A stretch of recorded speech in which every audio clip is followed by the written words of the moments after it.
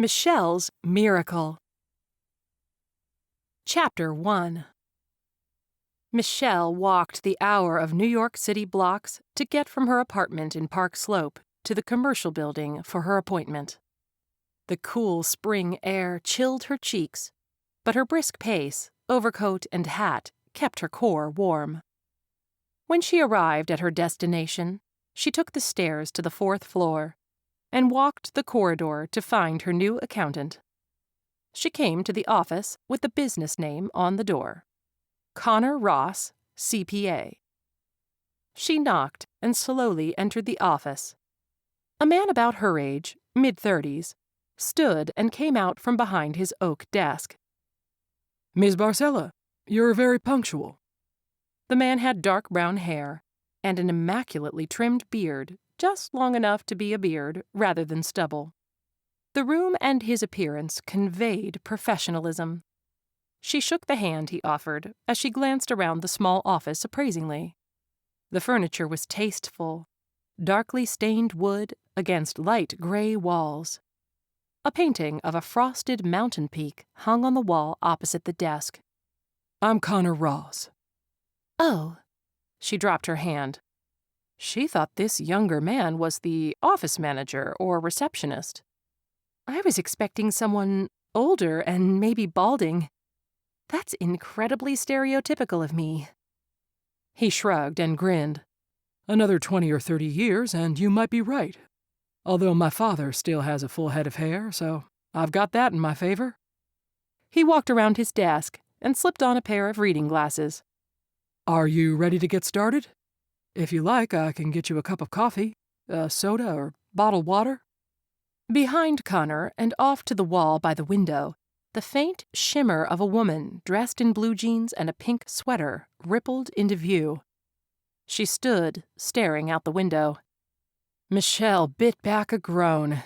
She just wanted some help with her money management, not someone haunted by a ghost. Maybe this was a bad idea. "I'm sorry?" Connor's expression turned confused. "You're obviously busy. I shouldn't take up your time." "You have an appointment," he reminded her with a bemused expression. "Right." She glanced at the brunette near the window and back at Connor.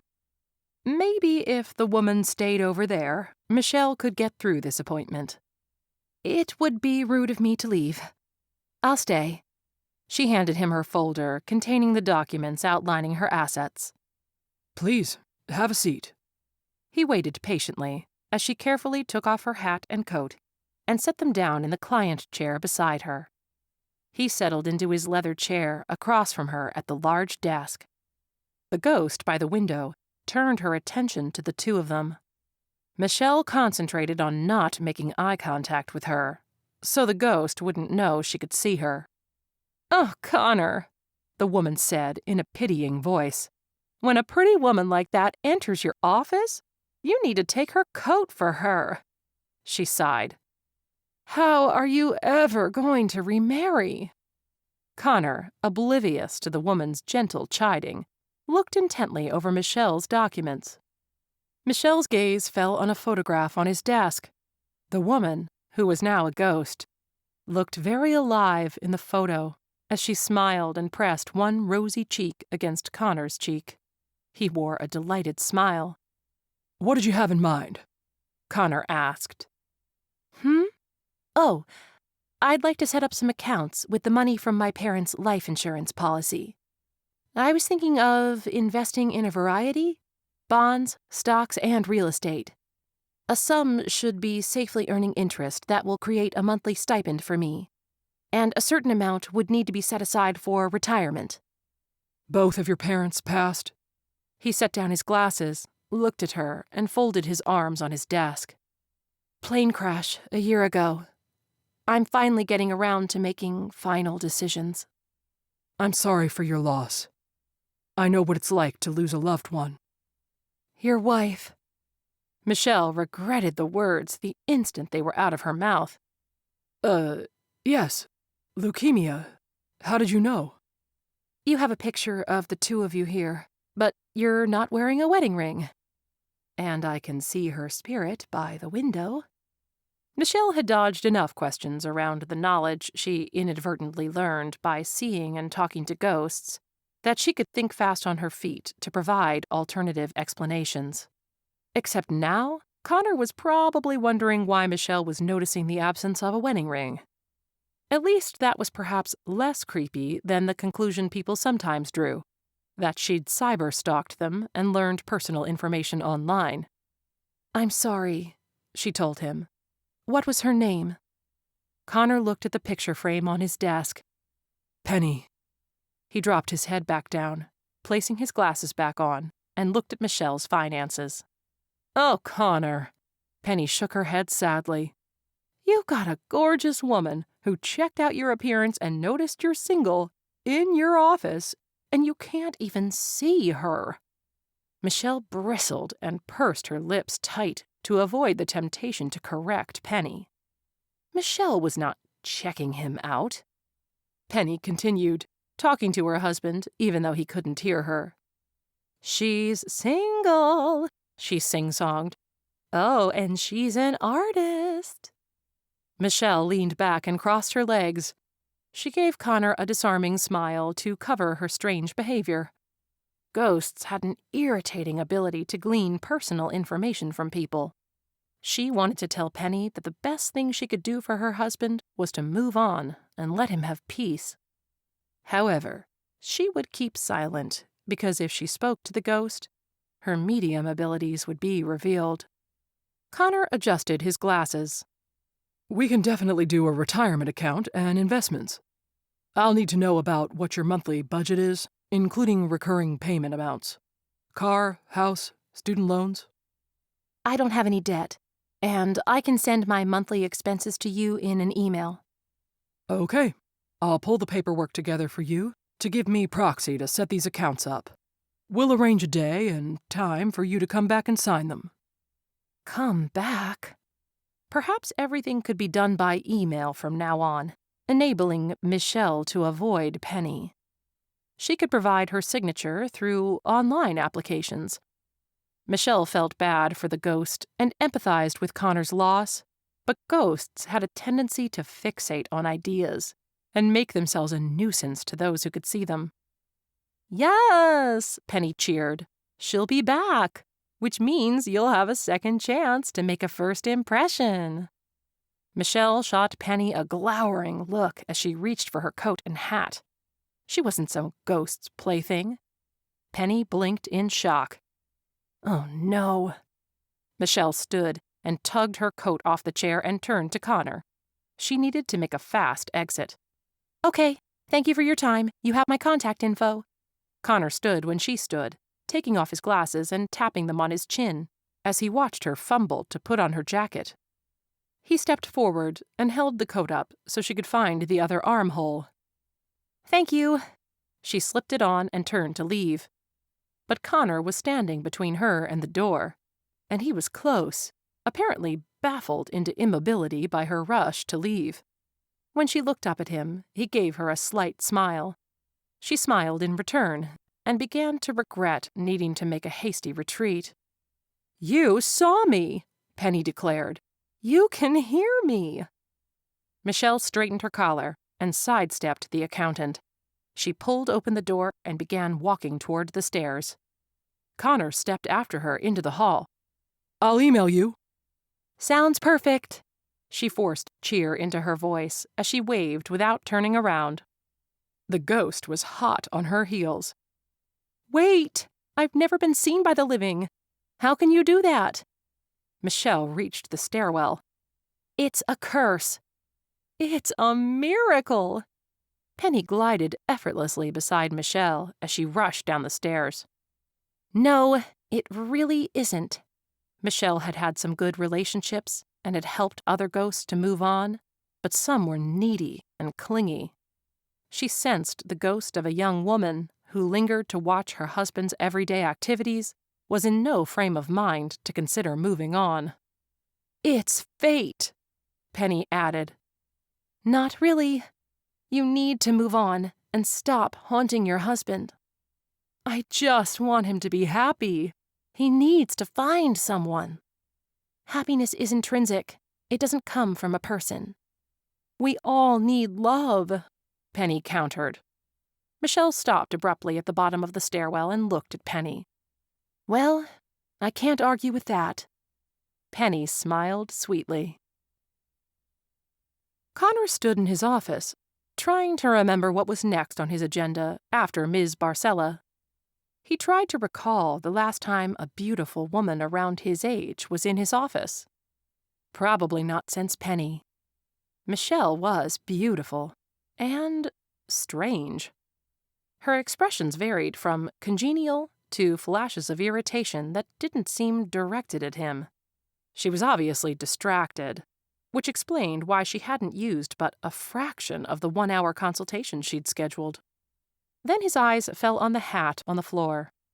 It must have fallen when she'd hurried to stand and don her coat. He picked it up, walked to the elevator, and took it to the ground floor. He looked around the tiny lobby, but didn't see her. Well, he could give it to her when she came back to sign the papers. From the stairwell, he heard Michelle's voice. She pushed through the door and startled at Connor's appearance. When she looked up at him, there was that smile again, confident and genuine. Ms. Barcella, you forgot your hat. He extended it to her. Thanks, and please call me Michelle. She took the hat, their fingers brushing, for only a moment. Michelle, he said dryly, taking a step back. Who were you talking to? Her smile widened, eyes sparkling. One of the eccentricities of being an only child and an artist is talking to yourself. He suddenly felt foolish, rushing after her to return her hat with nothing else to say. I noticed you didn't take the elevator. You don't like elevators? She chuckled. I was trapped inside an elevator once with a wailing banshee for 23 minutes. Never again. Connor pictured a hysterical woman's claustrophobic anxiety clashing with Michelle's calm demeanor. Still, it seemed an odd reason to avoid elevators. What type of art do you do? He struggled to keep the conversation going. Acrylic, mostly, but I like to sketch with charcoal. Wow. And the paintings, are they portraits or landscapes or abstract? Mostly landscapes, but I'm adding abstract. I like to recreate the landscape of places I've traveled. However, I haven't traveled much and certainly haven't flown since my parents' death, so I've done less landscaping lately. Understandable. Loss of a loved one in a plane crash seemed a plausible way to develop a fear of flying. Do you have a gallery or display in town? Not yet. Putting your artwork on display is a bit like bearing your soul. I'm not ready for that type of exposure yet. Connor shifted his weight. Well, I don't have a critical eye, and I enjoy most art, so I can offer encouraging appraisal with the absence of judgment. Are you asking for a private viewing? No. Well, I don't know. He'd been attempting friendly conversation, but he had no idea what a private viewing involved. It sounded far too intimate. Michelle did that thing again where she glanced to one side, as though an irritating fly buzzed nearby. Thanks for the hat. She fitted it back over impossibly long strands of dark, silky hair before walking out of the building. Connor stood there, feeling like a fool. He was trying to be friendly, but the interaction had dissolved into something. Or had it escalated to something? He wasn't sure. Probably best he just let that one go. The few dates he'd had since Penny's death often deteriorated into him talking about his wife, and the other young women talking about their ex-husbands or ex-boyfriends. Younger women were dismayed by his robust work ethic, and the older ones were embarking on new or second careers post-divorce. He took the elevator back up to his office. Work was his comfort zone, and wilderness hiking was his passion. Neither required an abundance of interpersonal relationship skills. Chapter 2. Michelle walked back to her brownstone, wishing the sounds of street traffic would drown out Penny's relentless questions. Do you like him? I think he likes you. Do you think he's attractive? I think he found you attractive. Did you intentionally try to intimidate him with the private viewing invitation? Michelle slipped her earpods into her ears and held her phone in one hand. Well, that's just rude, Penny said. We were having a conversation. We are having a conversation. The earpods are so I don't look like I'm talking to myself. As for the private viewing, that's not licentious. It's a term for someone getting a personal view of an artist's work. You flustered him. Penny hesitated. Well, maybe that's good for him. He needs to break out of his shell. All he does is work, work, work, Monday through Friday. Then he hikes alone on the weekends. Sounds like a responsible adult. He needs social interaction. So go find a guy to pester into being his buddy. You're the first person who's been able to see me as a ghost. I am not letting go of you. Swell, Michelle complained. Just get to know him, Penny pleaded. He's a likable guy. Oh, and he cooks. He does this chicken and brie dish that's to die for. Oh, yeah? Well, I can make mac and cheese. You do? Gourmet? I had a gourmet mac and cheese once made with Gouda. It was so good. Not gourmet. Add water and cheese powder and mix. Ugh, gross. But that just means the two of you will be a good fit. He cooks, you don't. You're artistic, he's not. You're confident in your social skills, he's introverted. Yin and yang. Michelle climbed the stairs to her brownstone and punched the key code. Penny, you seem very nice, and I'm sorry for your loss, and Connor's. I truly am only in need of an accountant, and I'm not letting the wife ghost of a man set me up with her husband. I'm not giving up. Penny floated closer. Michelle stepped back over her threshold. Penny involuntarily stopped in her tracks. What the? Mo, an oversized tabby, wound his way between Michelle's ankles, meowing and welcoming her home. Cats keep spirits away, Michelle explained. She learned that pleasant tidbit from Egyptian folklore. Penny pouted. That's not fair. It's how I keep my sanity.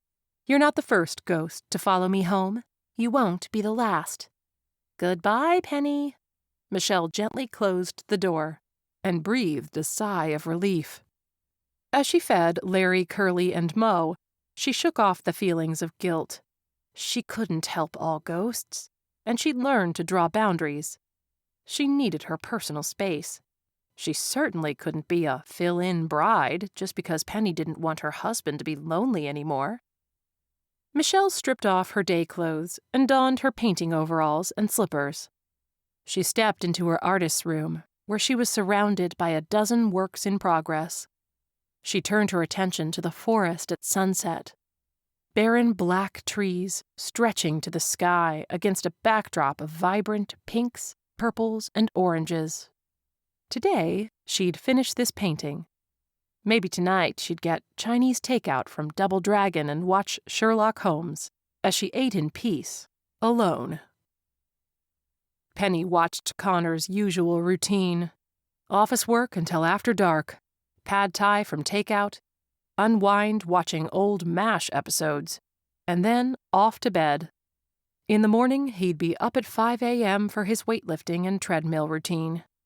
As Connor slept, Penny rewound the encounter with Michelle over and over in her mind. Had Penny pushed too hard or not hard enough? She wasn't sure, but she wasn't giving up. Michelle wouldn't stay inside her house forever, and when she did venture out, there'd be no cats to keep Penny away. Before she could ponder whether her plans to be persistent made her some type of paranormal stalker, she felt herself being pulled into cold darkness. Icy tentacles snaked around her so tight and cold it hurt. She found herself on a hard, icy surface, pulling her body into her clothes like a turtle into its shell, trying to preserve warmth. Where was she? No, not her. She peered at her hands and clothing, barely visible in the blanket of night and gray clouds. She was in Connor's body. But where was he? Not in his bed where she'd left him. Hiking clothes. On a mountain, then. Freezing, dehydrated, and trapped. How far in the future was this terrible event? Connor sat outside his friend Jeff's porch, with his feet propped up near the fire pit as he watched the dancing flames. I felt like a buffoon. I took your advice and tried to engage with a beautiful woman in conversation, and it fell flat. Except Michelle had smiled. Something warm, but a hint of mischievousness. The way a woman does when she knows a secret you don't. Jeff adjusted the volume on the baby monitor. He rolled a small bag of frozen breast milk between his hands to help it thaw. You're out of practice a little, but it couldn't have been that bad. Flaming disaster, Connor bemoaned as he raised a glass of gin and tonic and sipped. The more you practice, the better you'll get. If a woman is put off because you're flustered as a result of being a little rusty, then she's not the one for you anyway. What'd she look like? Soft, slightly tanned skin, curves in all the right places. Long brown hair, like really long brown hair. She was all around classy, but she's an artist, and I could totally envision her wearing a white smock and covered from head to toe in colorful splashes of paint. Nice imagery. Smart, too. She already had a half-dozen different ideas for savvy financial investment. Wait, what? Did you ask out a client? Connor bristled. I certainly did not. All I tried to do was strike up a friendly conversation. Right, but if that had been well received, was your next action going to be asking the client out? I hadn't actually thought that far ahead. But I don't go out to bars. So when you told me to strike up conversations with a woman, I wasn't sure what other situation to do that in. Jeff scratched the back of his head as he considered Connor's dilemma. Well, it's not exactly like I can take you out and be your wingman. He gestured at the baby monitor. Oh, by the way, Katrina does have about 3 different women she's interested in setting you up with. Connor choked on his next sip of gin and tonic. I'm not sure about that.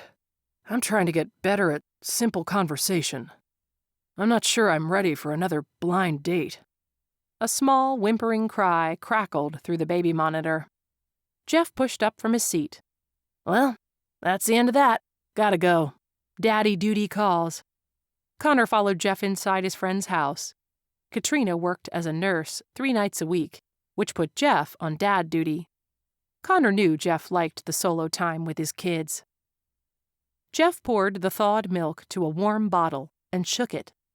Daddy, I had a nightmare. Both men turned to see Jeff's oldest child clutching a teddy bear and standing at the bottom of the stairs. Connor saw Jeff's dilemma. Comfort the 4-year-old or feed a crying baby? Connor sat his drink on the counter. You take care of the baby. I'll chase away the nightmares. You sure? Yeah, it'll be fun. Thanks, man.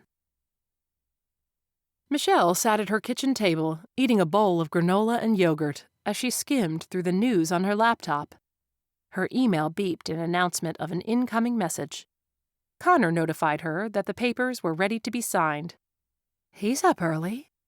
She took her computer to the couch, where Mo leapt into her lap to compete for her attention. She pet the cat with one hand as she pecked out a response with the other. What do you think, Mo?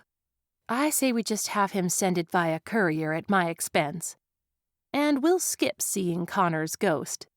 Maybe if we stay here another day, Penny will forget all about me. Mo purred, which was clearly an indication of agreement.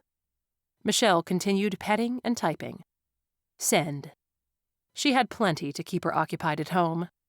Her artwork, the cats, her endless internet search for a gallery in the perfect location. She would search, find a half-dozen worthy places for rent, and then pick them apart for some minute flaws, all the while knowing that her true reluctance was putting her creations on display. The only person holding Michelle back was Michelle herself. 3 days passed uneventfully, and by the next morning, Michelle needed to get out of her brownstone. She walked 2 blocks away to a coffee shop and parked in a chair with her laptop, a bagel, and a cup of Earl Grey. "This place is cozy." Penny appeared in the chair opposite her. Michelle looked over her cup at the ghost with unconcealed irritation. She sipped her tea before replacing the cup on the saucer. Next, she opened her laptop and began typing. "Well, that's rude." Penny crossed her arms. Michelle raised her eyebrows before gesturing at her computer screen. "Oh!" Penny hopped up. "You're doing that incognito thing." She came around to stand beside Michelle and read the words on the screen aloud. "What do you want?" Michelle cocked her head to one side. "Connor needs your signature, so you need to come back to the office." Michelle shook her head as she typed. "No, he's going to send it via courier and I'll send it back." "Well, that seems impersonal," Penny retorted. Michelle typed again. "He's my financial advisor. We don't need personal." "Okay, let me challenge you on that. Is this how you interact with all your business associates, or only the ones with ghosts?" In answer, Michelle took a bite of her bagel and began chewing. "Right," Penny rolled her eyes. "I'm going to take that as a no, which means the only reason you're not being personal is because I'm scaring you away." Michelle shrugged. Penny wasn't wrong. Michelle didn't want to be a weird third wheel. "I'll take that as a yes. Now, imagine if you'd met Connor with no wife ghost. You might have had chemistry." Michelle frowned. "Or just a friendly conversation."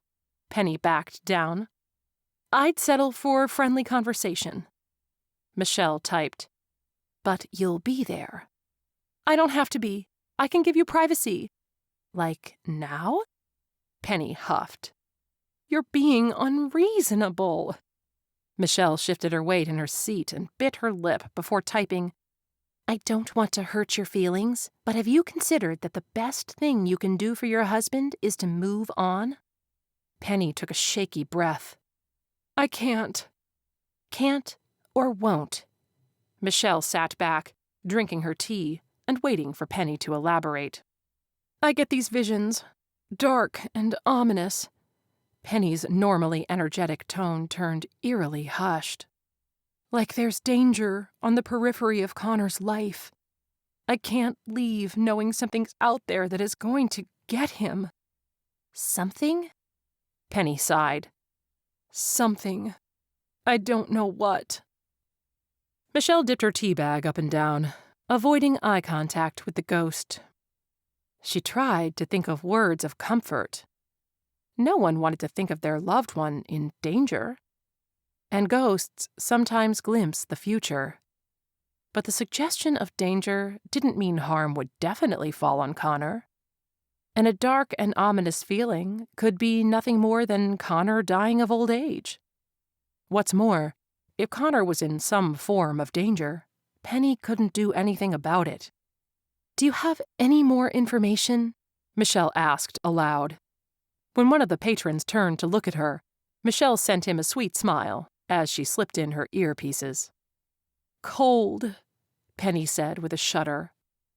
Michelle snapped her laptop shut and packed her belongings in her bag. She slung it over her shoulder and left the cafe. Penny kept pace, floating beside her. "Cold and fear and pain." "Frightening. But Penny, it's so vague. It could be something that happens tomorrow or 20 years from now." Penny fidgeted with the fringe on the sleeve of her pink sweater. "You're right." "Unless you know more, it's probably not something either one of us can change." Death was inevitable, Michelle knew this fact all too well. Of the top 3 causes, some could be delayed and some couldn't. Heart disease could be sudden or slow. Cancer, number 2, was often an extended process. And number 3, the one Michelle was most familiar with, was more abrupt and shocking. Unintentional, unexpected accidents with life-threatening consequences. While motor vehicle crashes topped the leading cause of death from trauma, Michelle's loss had come from a plane crash. One minute her parents were alive, riding a single-engine plane to Martha's Vineyard. The next minute, they were gone forever. "Are you okay?" Penny asked. Michelle stopped on the sidewalk outside the entrance to Sunset Park. "I can't help Connor, Penny. I don't have the power to prevent death or injury. If I did, my parents wouldn't have died in a plane crash a year ago. I'm still putting my own life back together. I'm not asking you to be his savior. Just be his friend." Michelle was certain Penny wouldn't settle for the relationship remaining a friendship. She would pester and persist rather than do what she needed to do, which was move on from lingering as a spirit. Disinclined to agree to Penny's wishes, Michelle opted for another tactic. Maybe she could help her move on another way. "Tell me about your life." Michelle turned right and began a long walk through the serene park trails. Chapter 3. Michelle did morning yoga at sunrise. When the weather was warmer, she'd be able to go out on the back porch. For now, she sat near a window and faced the golden sun rays. She finished the routine with deep breathing, as Larry and Mo tumbled through the room, chasing a ball stuffed with bells and cotton. She followed yoga with a trip to her art room to work on last week's landscape painting. It had 3 overgrown pheasants looking back at a red-tailed hawk perched on a tree limb at the edge of a forest. Suddenly, Michelle realized the hawk symbolized one gifted in helping others emotionally. She backed away from her painting. After deciding she'd lost her creative rhythm for the day, she showered and dressed.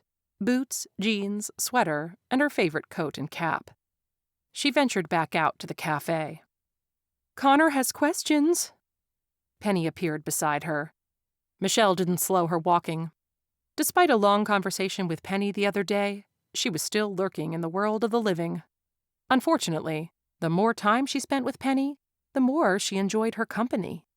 However, she didn't want to be roped into seeing Connor.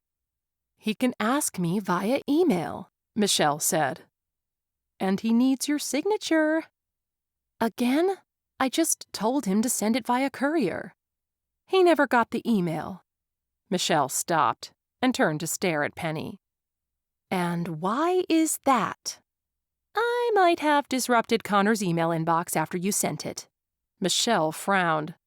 "So, you've discovered your ability to malfunction electrical equipment."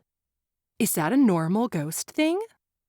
"There's nothing normal about ghosts, but yes, most can screw up electronics at will. Really powerful ones can cause a breeze or move objects." "Spooky." Michelle resumed walking. "Where are you going?" Penny asked, following closely. "Apparently, I'm going to my financial advisor's office to sign papers and answer emails." Since only Michelle could interact with Penny, the ghost couldn't pester Connor into initiating a relationship the way she did Michelle. As long as Penny could only access one person in this relationship she wanted to forge, Michelle only needed to remain professional to avoid entanglement. "It's almost lunchtime," Penny said. "Is it?" Michelle continued her brisk pace. "There's a sandwich place close to his office." "I'm not hungry." "Connor is." Michelle stopped and stared at Penny. "What's next? You want me to pick up his dry cleaning on my way?" Penny chuckled in a don't-be-ridiculous manner. "Oh, no. But he is almost out of black ink on his printer cartridge, and the chain store on the corner carries his brand." Michelle blinked at her. Unbelievable. Connor poured his second cup of coffee for the day. He finished rebalancing 2 investment portfolios, opened a Roth IRA, and added to a client's college fund. Next, he had a pro bono tax project for a nonprofit leukemia charity foundation. The work was a tribute to Penny. By the time he finished the taxes, it would be about time to break for lunch. That would be followed by a meeting with the CEO of Schulster and Morgan law firm. If things went well, they would put him in charge of their employees' retirement fund accounts.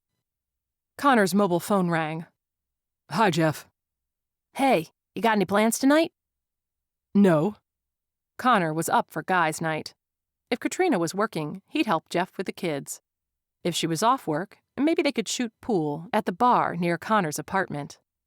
The long hesitation before Jeff spoke gave Connor pause. Katrina's got a blind date for you, Jeff rushed to add. She's real sweet and works with Katrina. I told Katrina you didn't want her setting you up, but she's on a mission.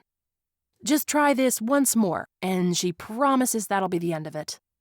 Connor leaned forward and rested his forehead on the edge of his desk, staring down at his shoes. That wouldn't be the end of it. And the last nurse Katrina set him up with asked about Penny's illness, and then proceeded to tell him about patients she'd cared for who had comparable symptoms or illness. She meant well and was trying to connect with him, but it left a rancid taste in his mouth. Connor? Yeah, okay.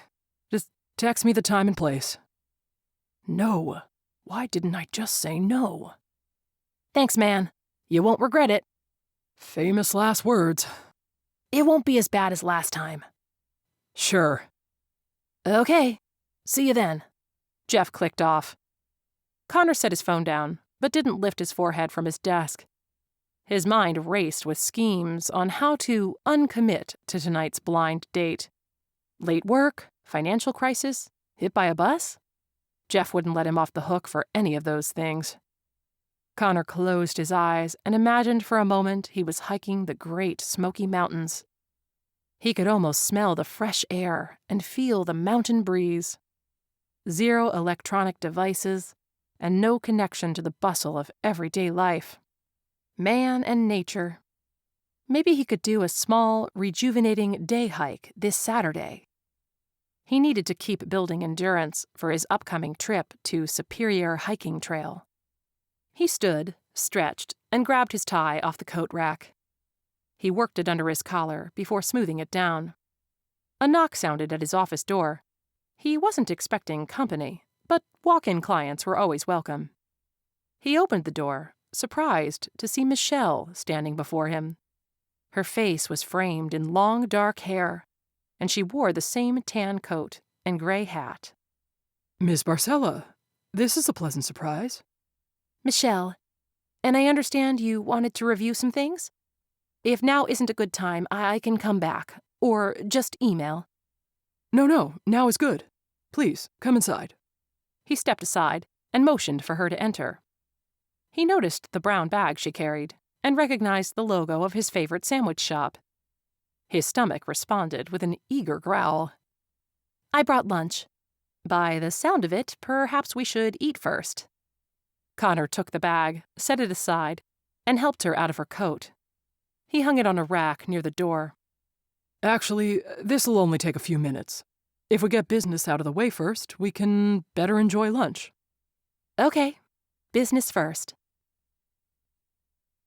Mercifully, Michelle was able to focus on Connor's explanation of each financial document she signed as Penny kept quiet by the window. Michelle had worried Penny would distract her, but she was surprised to find her own thoughts disrupting her concentration. Along with discussions of diversifying her portfolio, Michelle caught herself noticing the richness of Connor's dark eyes and long length of his eyelashes. Was his hair as thick as it looked? She glanced at Penny, who silently observed the two of them at Connor's desk. Scheming little trickster. But Michelle couldn't really be upset at Penny wanting companionship for someone she cared about, even though she was misguided in thinking Michelle was that companion. Connor moved his mouse and clicked it several times. I'll print a copy off for your records. Right. Printer. She stood, walked to her coat, and dug in her pocket. "I bought this for you." Connor accepted the ink cartridge with a puzzled look. You bought me ink? And you got the exact cartridge matching my printer? He walked over to where her documents were printing and looked at the faded image. You're giving this to me just as I ran out of ink? Call it women's intuition. Lunch? Lunch, Connor agreed with a skeptical tone. Finally, the financial planning ended, and they were reaching for sandwiches. Michelle could focus on eating instead of Connor. As she unrolled the paper around the sandwich, she tried to remember what she'd ordered. 2 of the same. She distractedly rattled off whatever Penny had recommended, while in a hurry to get the food, get the ink, and get the meeting over with. Connor inspected his sandwich. You got me a Philly cheesesteak, no onions, extra peppers. Michelle looked at her own sandwich. So she did. Is that a bad thing? It's my favorite sandwich. Michelle shot Penny a look. Imagine that. The petite woman shrugged, as if innocent. Michelle bit into her sandwich. She tasted the savory meat, provolone cheese, and burst of sweet peppers. That's pretty good. You've never eaten from this place before? Nope. But how did you... A friend recommended the place and the Philly. It's not that strange. Don't make it a thing. But no onions? Michelle shrugged. Who wants onions in the middle of the day? You might have clients. You might have a hot date later. Who knows? Penny laughed. Michelle felt her cheeks flush. Those words sounded all wrong, spoken aloud. Connor swallowed the bite he'd taken. No hot date. Although my friend has set me up with a blind date. Oh? Hope springs eternal. Penny broke in. Ugh, it's not going to go well. She's going to ask about me, and then launch into a tirade about her ex. Connor continued. Apparently, according to my best friend and his wife, the world is going to pass me by if I don't start dating again. You need to set your own pace. He smiled. Right? That's what I keep trying to tell them. And that's what I keep trying to tell your wife. Connor's phone buzzed. That's Jeff right now, giving me the where and when. Can you politely decline? Jeff is tenacious, only slightly less so than his matchmaking wife. They'd only let me off the hook if I had a better offer. For several moments, only the sound of their chewing filled the room. Michelle didn't dare look at Penny. The ghost was most certainly staring her down, silently willing her to make Connor a better offer. When at last Michelle glanced in her direction, the expression was unmistakable. Don't let Connor go to dinner and suffer through a woman talking about her ex. Michelle roughly set her half-eaten sandwich down on the wrapper. Fine. Connor startled. Fine? Michelle's words had been directed at Penny, but he didn't know that. Private artwork viewing. My place. 6 p.m. She snatched pen and paper and wrote down her address. No, you misunderstand. I was making conversation, not fishing for... I know, but I'm giving you a better offer. Take it or leave it. Connor stood. I'll take it. You can think about it first. She walked toward her coat, but he beat her to it and held it out for her. Do you always rush out of people's offices? Only when they're haunted, she said under her breath. Haunted? He asked. Never mind. She turned, and he helped her into her coat. When she turned back around, he did that thing again, where he didn't step back. She thought about that thick hair and what it would feel like between her fingers. As her arms moved up of their own volition, she diverted them to his tie. She straightened it and snugged it tighter, before smoothing his shirt, her hands lingering slightly longer than necessary. She took 2 steps back before looking into his eyes to see a mixture of heat and confusion. You can think about it first, she repeated. I'll be there. I'm excited to see your work. His sincere tone gave her a little thrill, followed by worry. She hadn't shown her recent work to anyone. Hesitantly, he mimicked her and straightened the collar of her coat. Her mouth went dry at the accidental brush of his hand along her jawline. Thank you for lunch. He hesitated as his brow slightly furrowed. And the printer cartridge. His words reminded her that Penny was watching. The ghost kept her distance and kept quiet, but Michelle could feel her intense stare. She reached the stairwell, pushed the door open, and stepped inside. She leaned against the wall, waiting for her thudding heart to subside. Penny rubbed at her earlobe. "You're upset with me?" Michelle pulled off her hat and raked her fingers through her hair. "You got me all discombobulated. I feel like I know him, because you've told me about him, but we aren't actually even connected on a friendship level. Meanwhile, I'm adjusting his tie like I know him, like I have a right to touch him. He must think I'm crazy. Of course, I talk to ghosts, so maybe I am." Michelle started down the stairs. "He wasn't looking at you like he thought you were crazy." "And you," Michelle whirled, pointing a finger at the spirit. "Having me bring his favorite sandwich. What are you playing at?" Penny crossed her arms. "I haven't disguised my intentions."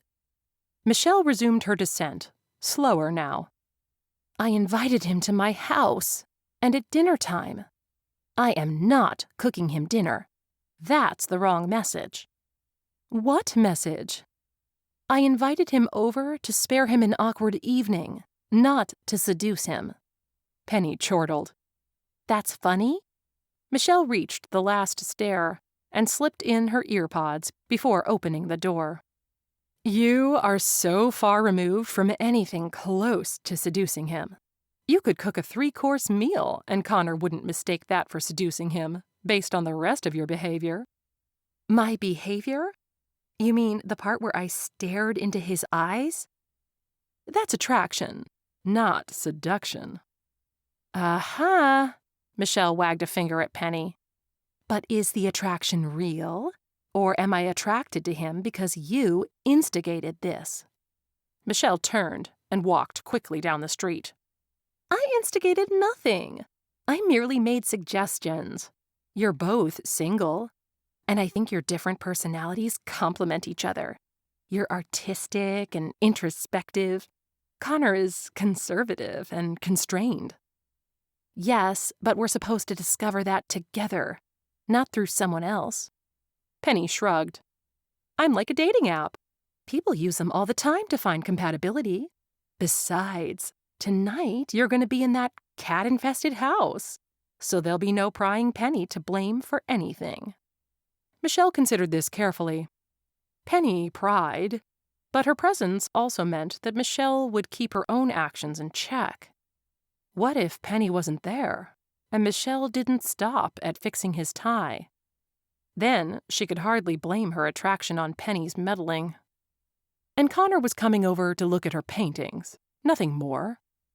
Michelle would talk about artwork and keep her hands to herself. "I need to figure out dinner." "Do you like Indian?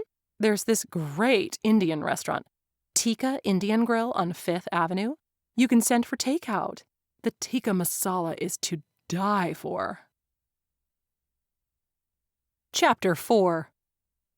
Connor stood in his office, staring at the door after Michelle left. He felt pleasantly bamboozled and tried to shake off the butterflies that danced in his stomach at the prospect of a date. Was it a date? It was a private viewing of her art collection, which could be entirely platonic. Connor decided that he didn't care. It would be quality time spent with a beautiful and delightfully perplexing woman. He picked his phone up off his desk and texted Jeff, "I have a better offer for tonight." Jeff's reply was almost instantaneous.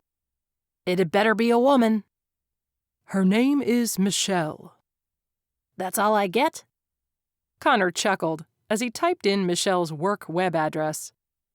Her website not only had her portfolio of artwork, but also her picture. Connor had perused the website after he'd met Michelle the first time and found an About the Author page with a picture of her posed on a rock with a background of spruce trees. Since she looked to be trail hiking, Connor had instantly liked the picture. Several minutes later, Jeff's reply came. "Wow, she's a looker. Artists can be eccentric, you know." And that she was, Connor thought. But he also realized the comparison Jeff was making. Penny had been sweet and as mild-mannered and conservative as Connor. The two women were quite in contrast.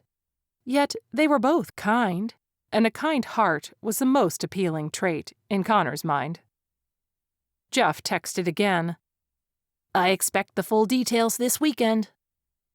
Connor rolled his eyes, even though Jeff couldn't see the motion. "It's only an informal viewing of her artwork." Something better, Connor thought with a smile. "Details," Jeff replied back. Connor set down the phone. He needed to get back to work and prepare for his afternoon meeting. He rewrapped their half-eaten sandwiches, placed them back in the bag, and sat down at his desk. Connor rang the doorbell of her brownstone promptly at 6.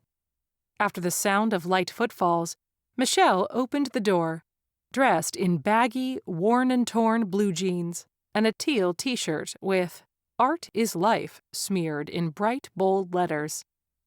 Her hair was back in a messy braid. He felt more confident in his selection of khakis and sleeves rolled on his buttoned blue shirt. No tie, though he wouldn't have minded her straightening it again. "You're on time." Her voice was slightly breathless. "You aren't ready yet. Sorry." She waved a hand. "No, it's fine. This way I don't have to stand in front of the closet for an hour trying to decide what to wear." Connor wondered if clothing selection usually took Michelle an hour, or only would have in this instance because she considered it a special event. At her motions, Connor followed her inside her home.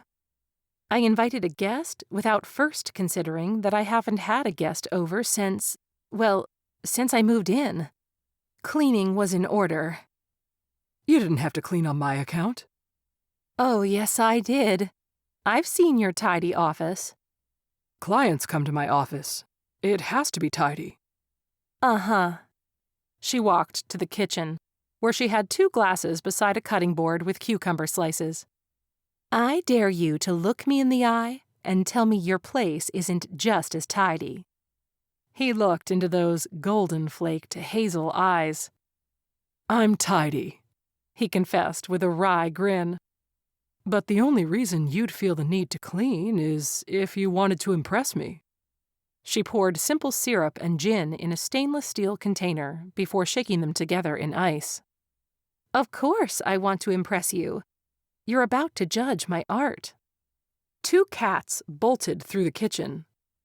A light gray one ran and skidded around the corner, while a dark gray one stopped at Connor's legs and brushed forcefully against them, demanding attention. He bent down to caress the soft fur. "I should have warned you, in case you're allergic." "I'm not." "That's Mo. The other is Larry, and Curly is a calico, but he's shy, so you may or may not see him tonight." "You've got a lot of cats." She dropped a cucumber on the rim of each glass before handing his to him. "They keep spirits away." He took his drink and waited for her to elaborate. Instead, she raised her glass to his. "What are we toasting to?" "I'm an accountant. We have lame toasts like to a fiscally responsible year." She clinked her glass to his. "Practical, not lame." They both drank. Connor tasted the refreshing cocktail. Cucumber gimlet. What were the odds she'd prepare one of his top 3 favorite mixed drinks? "Your turn. What do you want to toast to?" World peace? Smaller carbon footprints? New friendships? They tipped glasses again. But Connor drank distractedly. Friendship. Was that a good sign she considered them friends, and they could build on the friendship from there? Or was she drawing a line in the sand? We can be friends and nothing more. Shall we look at the art? He asked. She took another drink and set it down on the kitchen counter. Nope. Rule of showing is, you feed first. That way your viewers are in the right frame of mind for enjoying your art. She looked into her glass as she spoke, and knocked the cucumber into the ice and alcohol. She had long, slender fingers with neatly trimmed bare nails. Artist's hands, Connor decided. You're worried I won't like your art? He took a step closer and set his drink on the counter. She straightened and looked into his eyes. You're the first to see most of these in person. But you'll have your own gallery soon. I'm still looking. I've been looking for 6 months. Haven't found the right space, or are you afraid of showing your art? Showing your art is bearing part of your soul. A lovely flush spread up her neck and into her cheeks. I'm sure they're beautiful. The ones I saw on your website are breathtaking. You checked out my website? Taking a sneak peek? He grinned, enjoying the proximity to her and his own brazen boldness to stand close.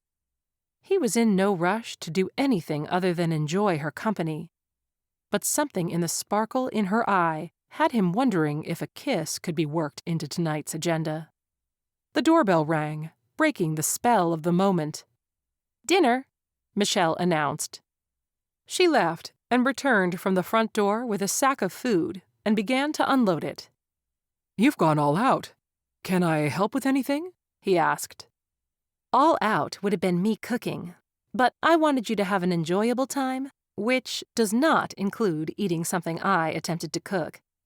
You can carry them to the table and dish out servings. He did so, smelling the flavorful tikka masala, cumin, and garlic of the naan. When he'd fixed the plates, he returned to the kitchen and inspected the bag.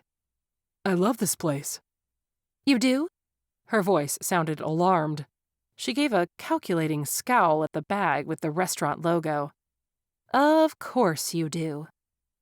He couldn't gauge her. She'd ordered his favorite sub and favorite Indian, but appeared to have neither conspired to do so nor taken pleasure in the serendipity of it. Puzzling. But he'd be more troubled if she'd somehow researched and schemed to woo him, on the premise that the way into a man's heart was through his stomach. He reflectively glanced at his ring finger. Penny had always advocated that mantra, but it had been her peppy personality and adoring glances which had stolen his heart. Are you okay? Michelle stood before him, handing his drink to him so they could sit and start dinner. Yes, sorry. He took the drink. Michelle shifted her weight. I'll make you a deal. You don't apologize for anything about dinner with a woman that makes you think about your wife, and I won't apologize if I tear up showing you artwork that my parents will never see. Connor reached up and stroked a thumb along Michelle's jaw. I accept. A ball of fur leapt into Connor's chair. Larry, get down. Michelle shooed the cat away. Connor smiled. Are you ready to eat dinner? Dinner. Michelle relaxed into a comfortable dinner with conversation. They talked about how Connor became a CPA and how she developed a love of art. They briefly touched on the loss in their lives, her parents in a plane crash, with Michelle's new fear of flying, and Penny's short battle with leukemia. The conversation moved from there to favorites: food, drink, entertainment, and hobbies. They liked similar things, though their favorites varied. She liked painting nature, and he enjoyed hiking in it. Tonight felt so good. Conversing with a handsome man, genuinely interested in who she was as a person. He had a deep, warm smile that lit up his brown eyes. Their differences seemed like opportunities to try new things, rather than barriers to a relationship. As they talked, they cleared the table, followed by entering her art studio.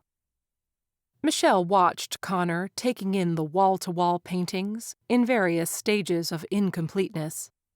Another wall contained a rack of completed works. She took him through the scenes one by one. Ocean views at different times, sunrise, day, evening in a storm, horses running on a beach, a lighthouse, forests during all 4 seasons, lush to barren, autumn leaves to fallen snow. Connor had something nice to say about each one of them. That one, Connor pointed. Michelle looked at the forest with a hiking trail leading through it. She'd drawn a mixture of spruce, aspen, and oak. I like the way you capture the light streaming through the trails. It looks magical. I'm glad you like it. I love it. How much? She blinked at him. This is my private viewing, right? Don't I get to purchase one? No. No? She swatted a hand playfully at his shoulder with a laugh. No, because you had 3 cucumber gimlets, and no one needs to spend $1,000 on an alcohol-induced impulse buy. I had 3 drinks over the course of 3 hours. I assure you, it's metabolized enough it's not affecting my judgment. The other reason is that I don't want you to purchase my painting as a way to buy my affection. Connor frowned. I suppose we don't know each other well enough for you to know I'd never do that. But I think I already have some of your affection, and, so far, you've bought me lunch and dinner. He grinned and tapped his chin as he gazed up to the ceiling. In fact, I could claim you've been trying to buy my affections. I would never. Connor laughed, picked her up, and spun her in a circle. Just as unexpectedly, he set her back down and walked to the next painting and asked about it. That's Old Faithful. Yellowstone was the last trip I took with my parents. Amazing colors. Thermophilic bacteria. I learned they make the rich greens and blues. Connor turned toward her. Would you like to take a hike with me Saturday? It would mean spending a half day at Dater Mountain. I'd call it leisurely, but I need to do it with my full pack on as part of my training for a week-long trek in Minnesota. But it would be leisurely for you. Michelle considered his offer. In the confines of her home, Penny couldn't enter. But on a hiking trail, she'd be watching them. Michelle tried to take the ghost out of the equation. If Penny weren't lurking, would she want to take a hike with Connor? Yes. Yes? He gave her a skeptical look. That took a lot of contemplation and evidence of internal debate on your part. I was starting to wonder if we'd had that brief connection a moment ago, or if I'd just imagined it. Yes, I want to go hiking. And yes, we had a moment. I usually weigh the pros and cons before any decision. I don't agree to anything on a whim. My hesitation is a personality trait and shouldn't be mistaken for reluctance. Nothing on a whim? He asked. She hooked her arm through his. If you're looking for an artist with spontaneity, I'm not it. I like creativity and I like activity. I'm a woman in motion, but my actions are by design. I don't have a preconceived notion of what I want in a woman. If I had to pick 3 characteristics, I'd say kind, honest, and true to herself. Although standing in this room, I'm tempted to add artistic to the list. These truly are spectacular. See? Food and alcohol first. Works every time. No, I'm serious. You need to get that gallery open. People need to see these. His sincere declaration stroked her ego. She had become accustomed to getting critiques on her art from teachers during her college days, so she'd naturally braced herself for the same harsh reviews from everyone else. Tonight, she dared to think maybe her creations were worth a public display. Chapter 5. Michelle sat on a bench at Sunset Park, still replaying events from last night. Conversation that seldom lagged, and Connor's raptured interest in her. "You're glowing." Penny appeared and glided beside her. "I knew you wouldn't stay away long." "How could I? Connor has a spring in his step, and you're grinning like a schoolgirl. The evening went well?" "A lady never kisses and tells." Penny clasped her hands together. "You kissed?" "No. I think we were close just as he was leaving, but Curly decided to streak through the living room and barreled into Connor's leg." Penny scowled. "I liked cats when I was alive, but as a spirit, I think I despise them." Michelle chuckled. "Still," Penny continued, "was there romance in the air?" "Yes, and my looming secret." "What secret?" "You. Connor doesn't need to know you talk to me." "Eventually, he needs to know I talk to spirits," Michelle said. Penny waved a dismissive hand. "Sure, eventually. You haven't even kissed yet. Supernatural revelations come way later in the relationship." "Do they now?" Michelle wanted to ask Penny when she became an expert in all things paranormal. "Yes, they do. Everybody has their little crazy side. We all have those strange behaviors or beliefs we keep undercover until we're ready to reveal them to people close to us. Even then, we usually start in small doses. You're being cautious, not manipulative, by not telling Connor yet." "Oh, yeah?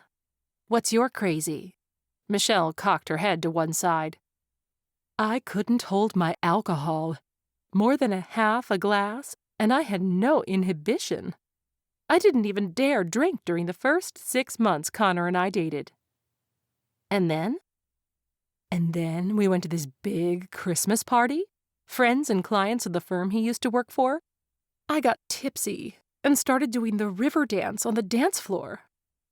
"River dance?"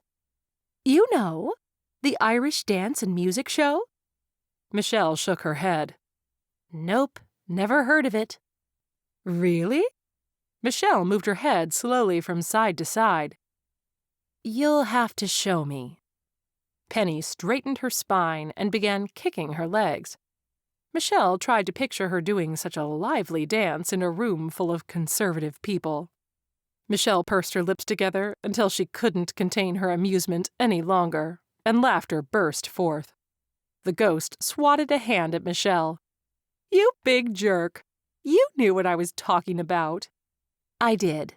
I just wanted to see if you'd dance." "Well, now you've seen it." "So, what did Connor do at the party?" "He very sweetly, and with crimson cheeks, escorted me off the dance floor." Michelle enjoyed the story and understood the point Penny was trying to make. Yet she doubted quirky dance moves were as damaging to a relationship as claiming to see ghosts would be. In fact, she could see Penny's inebriated liveliness endearing her to Connor, rather than serving as a deterrent. Michelle walked beside Connor as they hiked Dater Mountain in mid-afternoon. "This is beautiful." Connor adjusted his heavy-appearing pack. He looked like he was taking a week-long hike instead of a 3-hour trek. She only had her small messenger bag over her shoulder with water and her sketch pad. "Yes, you should see the place blossoming in the spring and compare it to the vibrant fall changes. The beech, oak, and aspen are breathtaking in those times of year." "You said you're training for Minnesota?" He nodded. "I'm doing part of the Superior hiking trail. It runs along Lake Superior. It's going to be fantastic. I also want to trek more of the Appalachian Trail and out west to the Rocky Mountains. Mount Elbert is the highest peak in Colorado. Forget the nightlife of Vegas. I want to go there to hike Zion National Park." "Such an adventurer." "You could go with me." He wore an expression that said he'd surprised himself with the offer. Way too soon, she thought. "I appreciate the invite. I truly do. I'm not ready to fly yet." The last flight I tried, I panicked and couldn't get on the plane. I only developed this fear after my parents' death. I know it's psychological, and I've read that I need about 6 months of behavioral modification, and then I'll be fine to fly again. I haven't taken the time to go to therapy. They reached a rocky ledge, where Connor sat on a huge textured stone after unloading his pack. Well, there are plenty of gorgeous trails within driving distance of New York. We can start with those. I'd like that. He tugged on her pant leg. She took the cue and sat beside him, shoulder to shoulder. Yes, she could envision trips like this every weekend with Connor. His smooth, easy demeanor was a constant comfort. She glanced at his profile against the blue sky. She could get used to seeing him regularly, too. But the same question plagued her now as with every early blooming relationship she'd had. How to get past the issue of her seeing ghosts with a man who, upon learning her secret, would want to have her committed to a psychiatric ward. She'd posed that question to her mother, who had assured her the right man at the right time would be a believer and supporter of her gift. So far, Michelle hadn't met anyone she felt comfortable divulging her secret to. As time passed, she doubted she ever would. She had the sudden urge to kiss Connor, something passionate, which would convey where she dared to want this relationship to go. Instead, she pushed off the rock and pulled out her sketch pad. "Will you let me sketch you?" Oh, okay. No, don't move. You're perfect right there.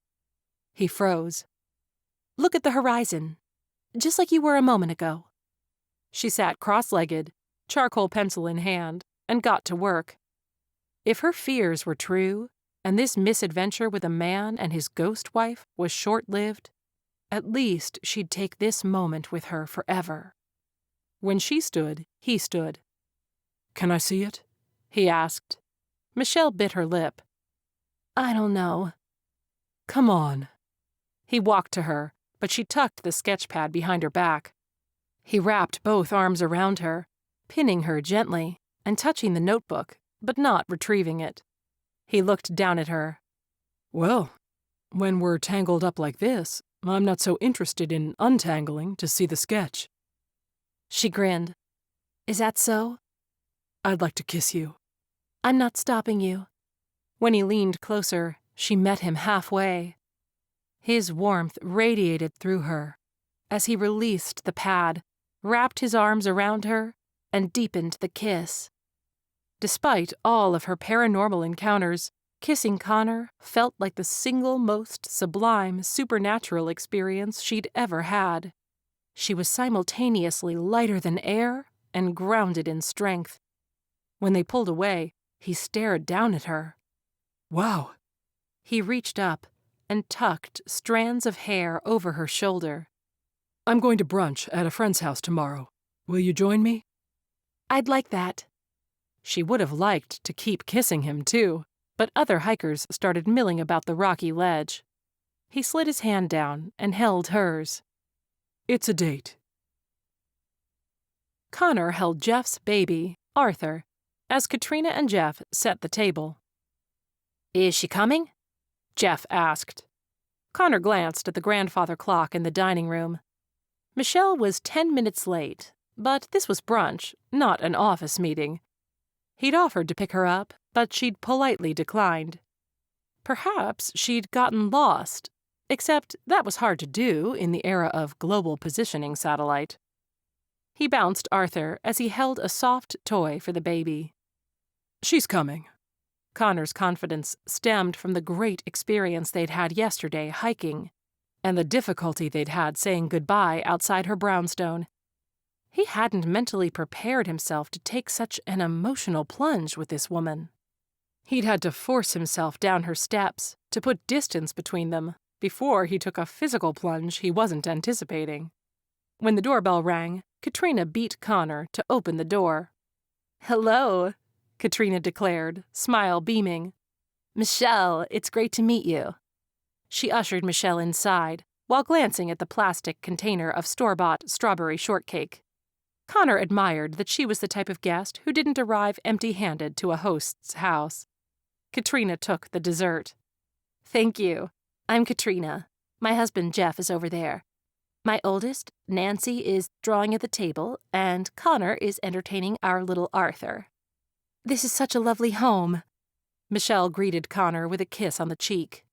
She exchanged handshakes with Jeff. Next, she walked over to Nancy. "Oh, you're drawing a rainbow. It is very beautiful. Is that your house beneath it?" "Uh-huh." Nancy remained focused on her coloring. "I like drawing too. Once a month, I go to the Children's Hospital at Mount Sinai, just so I can color with the kids there." "You color with kids?" "Yeah. We use crayons and charcoal and watercolor." "I want to do watercolor." "Well, it can be messy, so you have to get parental permission." "What's that mean?" Nancy asked. "Your mom has to say it's okay." "Mom, can I do watercolor?" "We can look at getting you watercolors," Katrina said. Connor watched the exchange in awe. Michelle conversed as easily with children as she did with adults, and her smile carried an instant charisma. Katrina was already looking at her with the adoring eyes of a mother appreciating kindness to her child. "I didn't know you went to Mount Sinai." Of course, there were probably many details about her he had yet to learn. Michelle went to the kitchen and helped Katrina pour mimosas. "I volunteer there once a month. The kids love it. We bring these big easels and paints. They leave their artwork hanging on display for a few weeks." Jeff laid out utensils. "Connor tells us you're shopping for a gallery to rent." "Yes. In fact, I'm meeting a rental agent this afternoon, so I'll have to leave a few minutes early." Katrina gasped. "Oh, I hope you do a grand opening. We'd love to go. And Jeff runs a catering company, if you're including that sort of thing." "Honey, don't market to Connor's girlfriend." "Actually, I'd love help with that. I have no cooking expertise, and it would be nice to serve hors d'oeuvres at the event. Truthfully, though, I have commitment issues. This is the 13th gallery I will have toured, and I haven't agreed to rent any of them." She softly laughed at herself. "She's worried about public judgment," Connor said, hoping he was contributing and not overstepping. Katrina shook her head. "Connor says your work is amazing." I'm not sure his opinion can be validated, since he had delicious takeout and alcohol before his viewing. "A strategic move on your part," Jeff said. "Of course." Katrina carried a plate of crepes to the table. "Connor gave your artwork glowing accolades. That's good enough for me." As they sat and passed plates of food, the conversation continued about everyone's careers. The meal gave Connor a blissful sense of normalcy. Michelle engaged easily in conversation and had none of the initial awkward moments they'd shared in his office. Although she had been hesitant to start a friendship with him, there was no reluctance on her part since their dinner the other night. Connor helped Jeff clean up the table and wash the dishes, while Katrina rocked the baby in her arms. Michelle had left to meet the realtor for the gallery tour. "Michelle seems very nice," Jeff said. "I really like her," Katrina added. "I think she contrasts you enough to add a little spice to your life, but you two are both gentle, amicable souls who also complement each other." Jeff rinsed soap off a platter and handed it to Connor to dry. "I would have liked to learn more about her, but I was afraid of asking too many questions, which would inevitably lead toward her having to talk about her parents' death. I didn't want to bring up a sad subject." Connor nodded. "It's painful for her. And under the circumstances, she's not sure she'll ever fly again. She said she tried once, but was frozen in fear and had to leave the airport and lose the cost of a ticket." "But you both like hiking," Katrina offered. "Yes, we had a great time yesterday on a hike." Connor noticed the exchange of looks between Katrina and Jeff. It was something wistfully conspiratorial, but no doubt hopeful on his behalf. And as much as he was wishing his friendship with Michelle would blossom into something more, He couldn't criticize their behavior. "Don't you have a trip coming up?" Yes, but it's a flight to Minnesota, so I'll be solo on that one. "Other than a fear of flying, I don't really see any fault," Katrina said. She does have 3 cats, Connor said. 3? She said one was hers, and she picked up the others as strays. She also said she keeps cats around because they repel spirits. Connor thought about the banshee on the elevator comment, and the other about something being haunted. Jeff shrugged. "Everybody has quirky superstitions. Katrina always throws salt over her shoulder if anyone knocks over the shaker. I don't want any bad luck in this household," Katrina fired back. Connor chuckled. "Well, I say keep dating her, see where it goes." Jeff turned off the water and dried his hands. Connor's lips quirked. Thanks for the unsolicited advice on something I plan to do anyway. Penny had been watching the relationship growing without making her presence known to Michelle. She congratulated herself on the budding relationship she'd helped propagate. Michelle and Connor had a certain magical sizzle, a genuine attraction on a physical and emotional level. Maybe Penny could hang a sign and open for business as a ghost dating app. Surely a single success story was enough to launch a business. She sat on the highest ledge of the Empire State Building, looking out over New York City. There was no new entrepreneurship in her future. Like Michelle had told her when they first met, Penny needed to move on. She could feel the pull to the other side, a gentle tug at her core, a soft, calling song. The transition would be easy and effortless.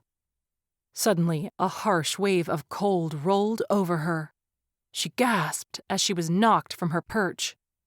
She tumbled through the night sky until she dropped onto a ledge. Stumbling in the darkness, she felt cold stone beneath her. Cold and pain. Connor's future. Surely the only reason she would have the power to see such a terrible thing was if she was meant to change it. Pairing up Michelle and Connor evidently didn't alter the fact that Connor would die alone, on a ledge. Penny had more work to do. She needed to take a deep dive into the future and find more details about this ominous, dark event. Chapter 6. Connor mapped his trip. Since Penny's death, he had been hiking on a variety of trails across the U.S.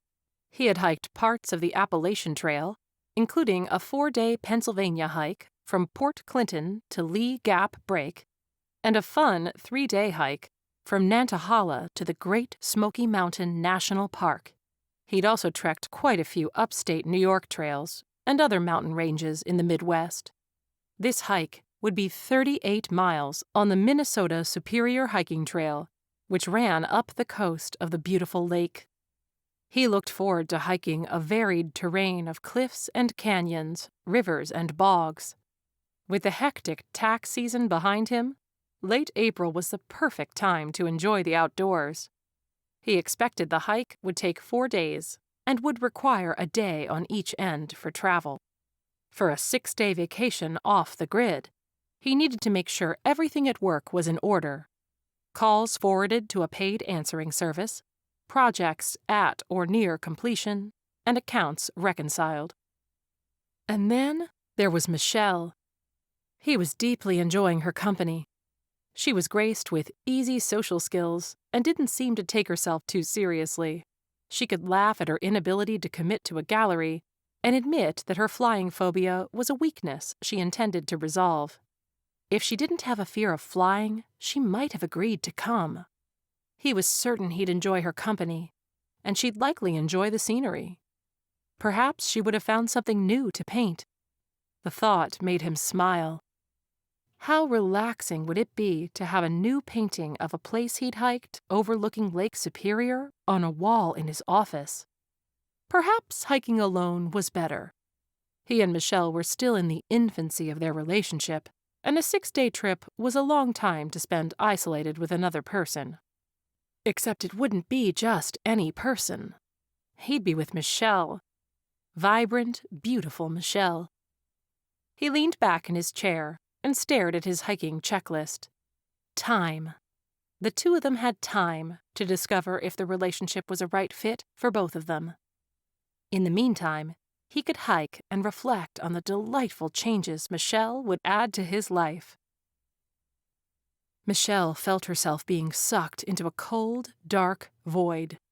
Icy air cocooned her, so frigid it sank into the heavy pants and coat she'd wore. Her bones and joints were so cold they ached. She shivered, which made the pain worse. Her left leg throbbed with more intense pain than the rest of her body. It felt swollen, like it had been injured, maybe even broken. She huddled in a ball, terrified and surrounded by darkness. When she tried to look, she could barely make out a wall of jagged obsidian rock. She was sitting on hard stone.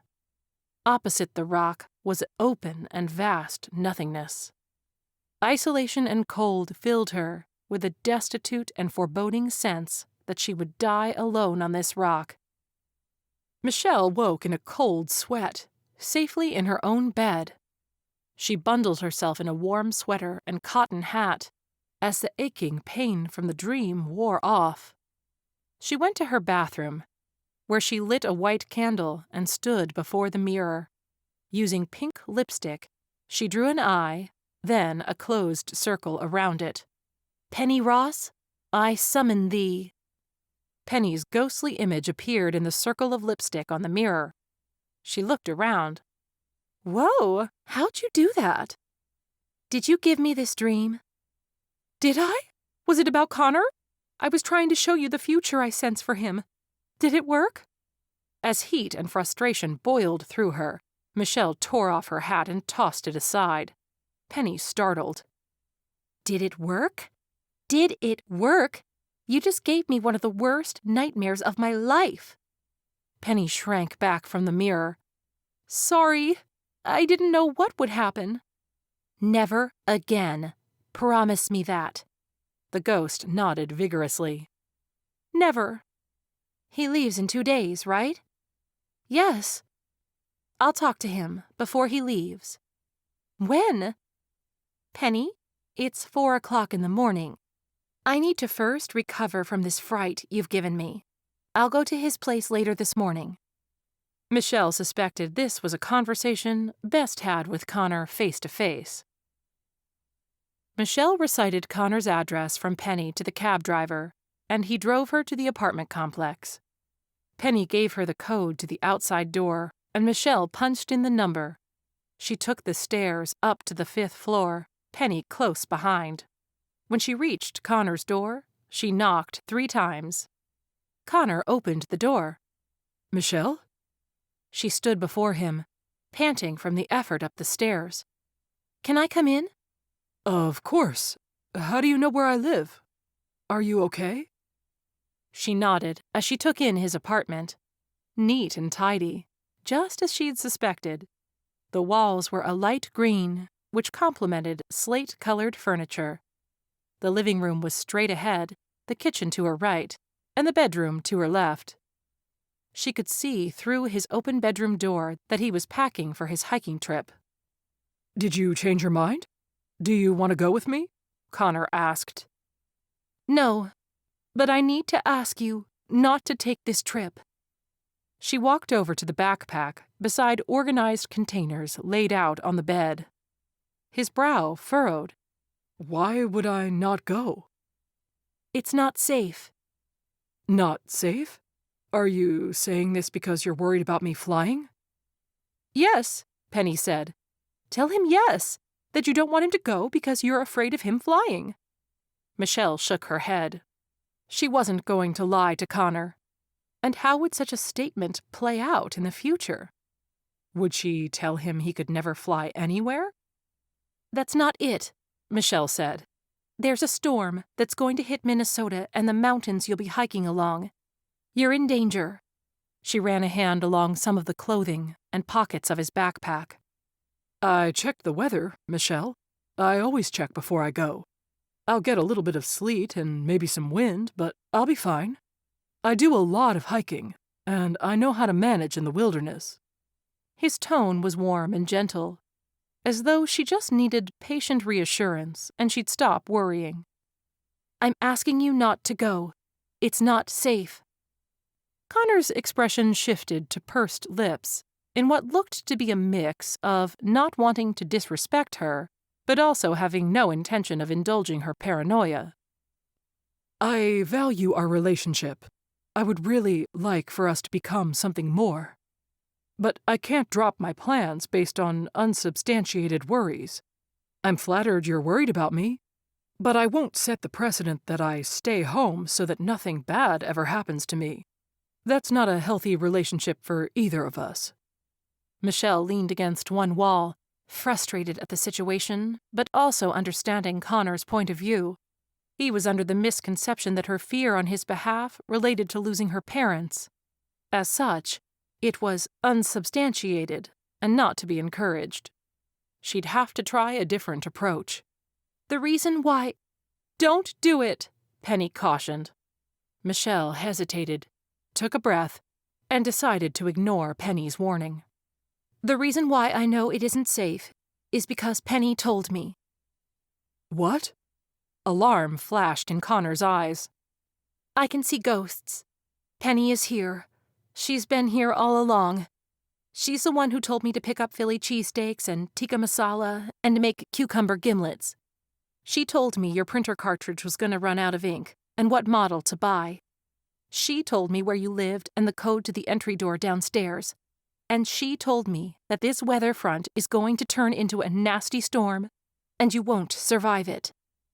All of the color drained from Connor's face. His mouth fell in a look of shock and revulsion. Michelle had feared that look all her life. The look when someone realizes a person they care about is certifiably insane. Penny had been right. Michelle shouldn't have told him.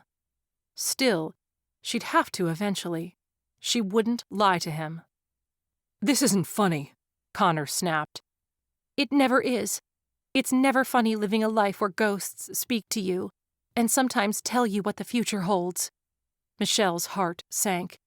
She could see in his eyes that nothing of the joy and friendship they'd shared over the last few weeks could conquer doubt when faced with the illogical, improbable supernatural. Never more than this moment had Michelle hated her gift with such intense contempt. Her curse.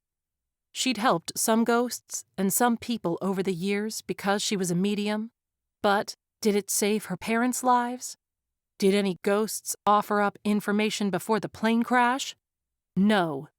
And now that one had given her the opportunity to save a man she cared about, she couldn't save him anyway.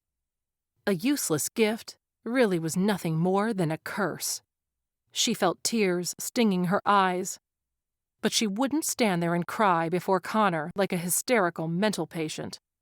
She told him what she came here to tell him. She could do nothing more than warn him. She headed toward the door, Connor still too stunned by the revelation of her insanity that he didn't move to stop her. "Don't let him go," Penny pleaded. Michelle turned to the ghost.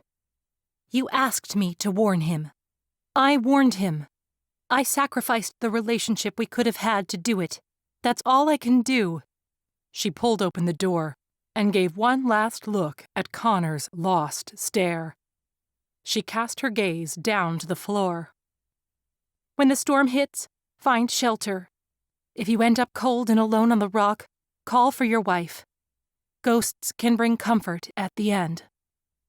With a bleeding heart and tears threatening to unleash a cascade, Michelle pulled the door shut behind her as she left.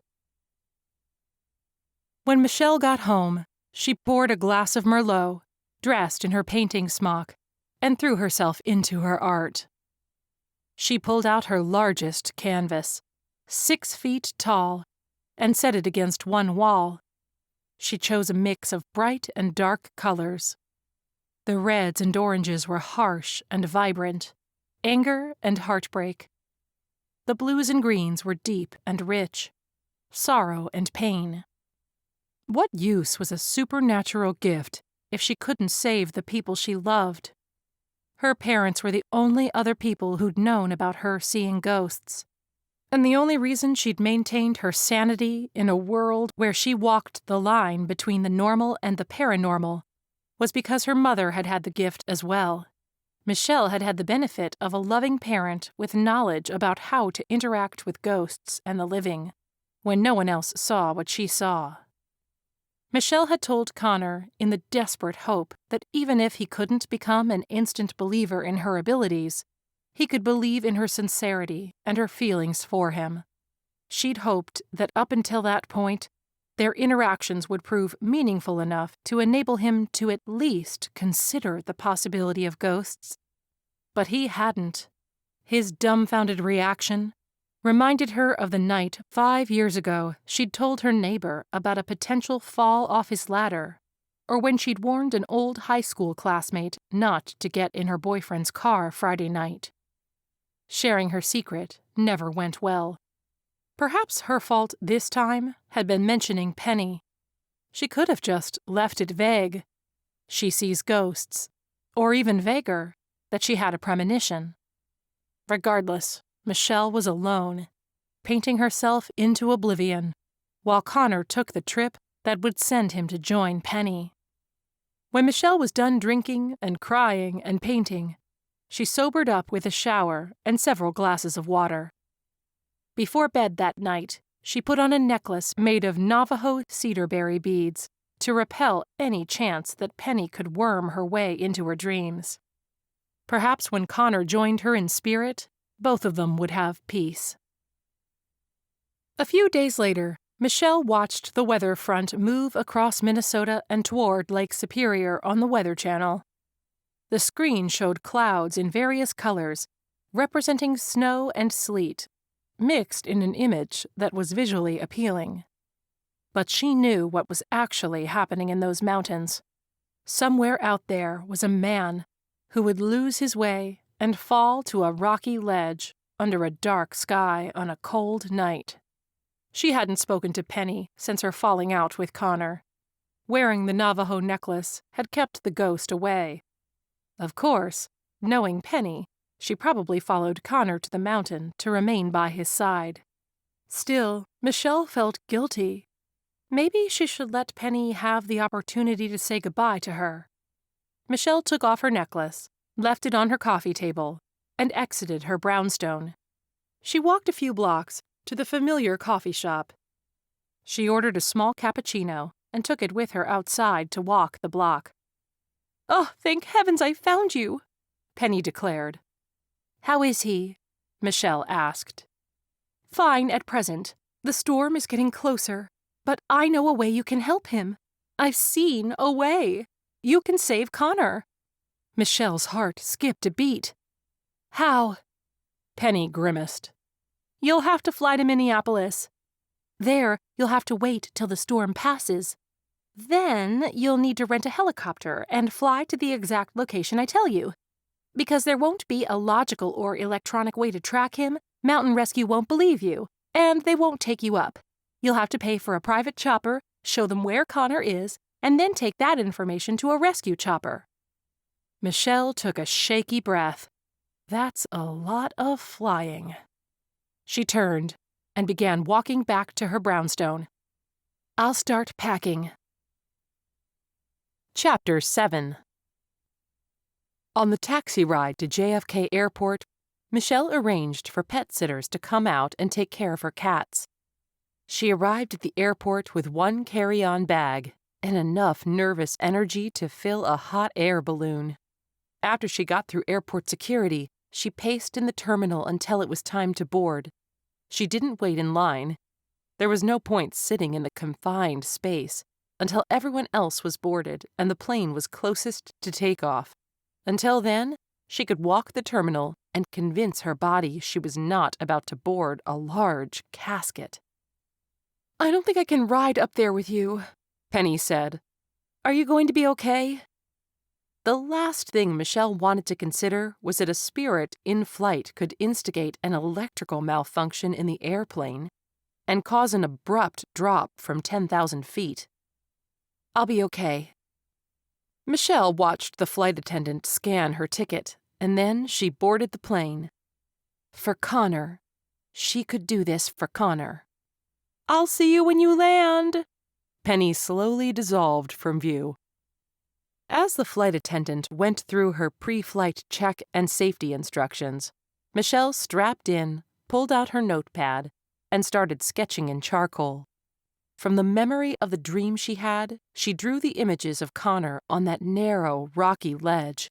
He was huddled near the wall, looking out over the long, deadly drop. His jaw was firm, and his gaze was hard. Behind him, the obsidian rocks were jagged and slick with moisture.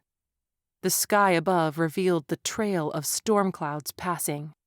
She sketched Connor and the landscape throughout the entire plane flight. With her mind distracted, focusing on the details of Connor's eyes and the sharp edges of the rocks around him, she didn't think about her fear of flying. By the time Michelle had finished her drawing, the plane began its descent. Mercifully, she hadn't been incapacitated by her fear. Focusing on Connor had distracted her and given her strength. After the plane landed and she deboarded, Penny waited for her at the gate. A look of relief spread across the spirit's face when she saw Michelle walk with determination toward her. Michelle slipped in her earpods. "What's my next move?" "The storm is just over Connor now. It has to pass through before you can even rent a chopper."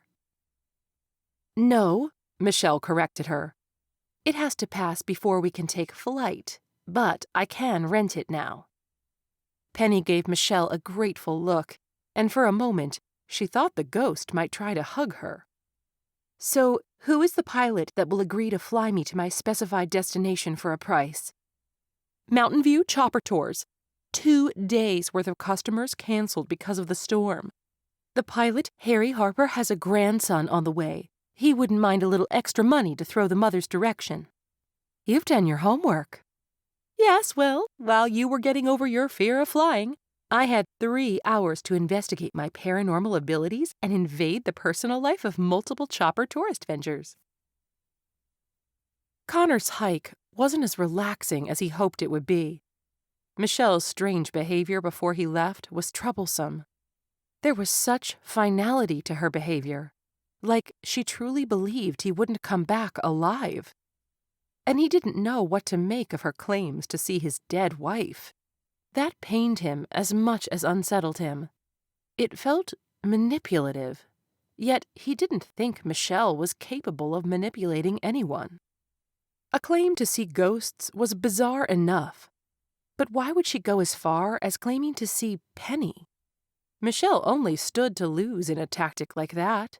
He didn't have an explanation for how she knew his favorite foods. Perhaps there was some evidence of that on social media somewhere, but he couldn't envision Michelle scheming in such a way.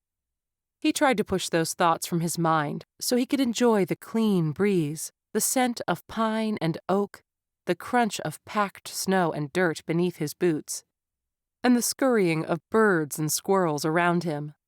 When he got back home, he could talk to Michelle in more depth about the things she'd said. The wind through the trees came on swiftly and sharply. The air was colder than he'd expected. Dark clouds closed in overhead. "Just a little wind and rain, that's all." If he did get stranded due to the weather, he had a satellite phone. He was only 6 miles from the nearest town and had food supplies well enough for 3 days. If the storm turned into something severe, he would be able to wait it out. By the time the sleet hit, Connor had covered himself in his poncho and continued to trudge through the wind. Still not too bad. Even though it was getting dark, there was little point in striking up a tent, since it would only get blown over in the wind. He opted to just stick to the trail and stay the course until he reached a shelter. As the ground became slick with ice, the narrow trail became more difficult to discern. When he realized he'd gotten off track, he decided to double back. The ground became rock. jagged and hazardously slippery with moisture. Despite wearing his rubber-soled boots, Connor had difficulty with traction. He planted his feet firmly, pulled off his pack, and dug out his phone. He needed a little GPS guidance in the dark to get back on track. He couldn't be more than a few miles from civilization. A gust of wind tugged at him as he unlocked his phone with one hand and held his pack with the other. When he went to adjust the pack, his footing slipped. He momentarily caught himself by holding a sapling, but when the 40-pound backpack shifted further, the momentum caused him to fall. He rolled a few feet and thought he'd come to a halt altogether, but the rock beneath him disappeared and he fell. He clutched his open backpack as fear coursed through him. When he struck a hard surface, pain shot through his leg, and darkness closed around him. Michelle rented a car at the Minneapolis airport and drove north to Duluth and Mountain View Choppers. She realized that she hadn't driven a vehicle in over a year. Probably not the best time to get behind the wheel when she was nervous about Connor and driving through sleet. Since her parents' death, she had stayed in Park Slope, always walking or taking a rideshare to her destination. She didn't even own a car. "Left here," Penny told her. Michelle took the left and drove up a steep gravel incline. At the top of the driveway, a sign along a wooden fence read, "Mountain View Chopper Tours." "You're quite the GPS," Michelle remarked. Penny stared up at the darkening sky as sheets of rain and snow fell. "Storm's here." Michelle exited the car and dashed through the precipitation to a small log cabin. Behind the building, she could see the helicopter. Was she definitely doing this? Was she going to pay money to go up in the air in that tiny metal contraption? She looked back at Penny, who stood under the open sky, letting the moisture flow through her. Michelle thought of her dream, and her sketch, and a man on a ledge. Yup, bird-bound. She knocked on the door and entered. A man slouching in a chair behind a counter cluttered in brochures sat up straighter.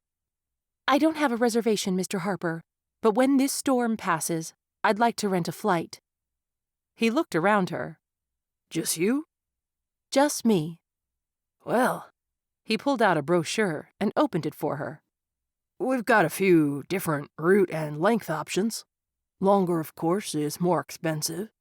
It'd be cheaper if you had a group of people to join. "Trust me," she smiled. "There is a vertical cliff I'd like to see." She pulled out her sketch pad and showed him the man on the ledge. Well, that could be the stretch along Tetaguchi State Park. It's probably a 45-minute flight one way. He tapped his finger on the price and scratched at graying sprigs of hair on the top of his head with the other. She pulled out a credit card. "Can we leave as soon as the weather clears?" He nodded. It won't pass until late tonight, though. Obviously, the other mandatory condition is daylight. "Right. How soon in the morning can we take off?" Shop opens at 8. "I'll double your fee if we leave at sunrise." After Michelle paid for the flight, she drove to a nearby bed and breakfast the pilot recommended. She rented a room and closed herself inside it. "We're all set," she told Penny, although the ghost had watched the entire exchange with the pilot. "I won't be able to go up in the helicopter with you." "It's okay. I'll find him. Look, all I can do for the next few hours is get some rest. Why don't you spend the night with Connor? Sometimes people feel spirits in times of emotional or physical distress. You might be able to bring him some comfort." "That sounds good. I'll do that." Her eyes glistened with ghost tears. "Oh, Michelle, we're so lucky to have found you. Not only have you put up with me, but you come all this way to help Connor." "Hey, we're friends, right?" "We are," Penny sniffed. "I wish we could have been friends while I was alive." Michelle chuckled and smiled. She refrained from pointing out to the ghost how a friendship with Penny when she was alive would have been awkward, since Michelle was embarking on a romantic relationship with Connor. Or she had been, until she'd told him her secret. The first item Connor reached for was his flashlight. The second was his satellite phone in his backpack. Unfortunately, he lost half the contents of his pack when he fell, phone included. Connor found his hand warmers, but they were barely enough to keep his hands warm, much less any other parts of his body. If he could move around, he could get warm, but he couldn't climb with his injured leg. He ate a protein bar and washed it down with water. Next, he dug in the side pocket of his backpack, which contained his flare. He'd need to save it until he saw boats on Lake Superior, or heard hikers, or saw aircraft. In addition to the plastic cylinder of the flare, he felt paper. He pulled it out and shone his flashlight on what looked to be a letter. The envelope had his name on it. He recognized Michelle's handwriting from the documents she'd signed in his office. He remembered her running her hands along his backpack. Is that when she'd planted it? Dear Connor, I know we already said our goodbyes. I guess I had a hard time letting go. Perhaps my presence as a spirit has made moving on more difficult for you. I'm so proud you ventured to start your own business, and it has been a success. And you've made time for hiking. My favorite was the Smoky Mountains. Of course, the views on your Superior hike were spectacular. But since this particular hike landed you on a cliff with a broken body part, it wasn't my favorite. You're wondering how Michelle and I knew you'd be on a cliff and find this letter. I'll let you in on a little ghost secret. Apparently, we can see bits of the future. I can't tell you what stocks to invest in. Yet. If only I had this ability in life, I would have discovered who was putting gum under my desk. Since becoming a ghost, I've been quite alone, until Michelle. She was the first person who could see and hear me. She's been a miracle. She argued with me about the miracle bit, but I convinced her to leave it in the letter. You should know that her odd behavior has been my fault. Well, not all her behavior. She is an artist, after all. Anyway, I think the two of you are a great fit. She doesn't think I should say that because she thinks you won't believe she transcribed this letter for me. She's afraid you'll think she's being manipulative. But I think you'll read this with new clarity, a new perspective. If I am right, hold this letter to your heart and think of me. I'll do whatever I can spiritually to let you know I'm here. You're not alone on this cliff. Your adoring wife, Penny. Connor reread the letter several times. The vernacular unmistakably belonged to Penny. The farewell was her signature sign-off. He felt the memory of her loss again, raw and hard. The pain eased when he thought of her watching over him. Then Penny had connected with Michelle, who'd seen Penny in his office that first day and tried to rush out. He thought of Michelle's surprise and irritation that she'd bought his favorite foods. Penny had definitely manipulated Michelle, but not in a negative way. In her way of trying to act in the interest of all people involved. Just like Penny, the school teacher who tried to include all of her students. The wife who wanted to do everything she could to bring him happiness. And she had. But Connor had crushed it. He recalled the look in Michelle's eyes when he didn't believe her. Not even a little. Was there any fixing that? I miss you, Penny. He pressed the letter to his heart. And I'm sorry I didn't believe Michelle. I'll win her back. Can I win her back? Warmth. Maybe it was the hypothermia setting in. Maybe it was delirium from being alone and stranded. But Connor felt a soothing warmth spread through him. I love you. I love both of you. If I live through this, I'll fix it. Chapter 8. When Michelle exited her rental car, she heard the thudding sound of rotor blades from behind the cabin. Her stomach lurched, confirming she'd made the right decision to skip breakfast. She forced her legs forward, one step at a time. Determination. Perseverance. "Looks like you're fired up and ready to go," Michelle said to Harper. It's an odd request. A lone tourist wanting to fly first thing in the morning? There's some urgency in you that I don't understand. And I suppose you'd tell me if you thought it was my business. But I can use the money, and I don't mind taking in a sunrise over the lake. So here we are. "Seems like I picked the perfect pilot." She's warmed up and ready when you are. Harper gestured toward his helicopter. "I'm ready," Michelle lied. As she boarded the helicopter and strapped in, she looked around the landscape. No Penny. She hadn't seen the ghost since they'd parted last night in her hotel room. Good. She was with Connor, where she needed to be.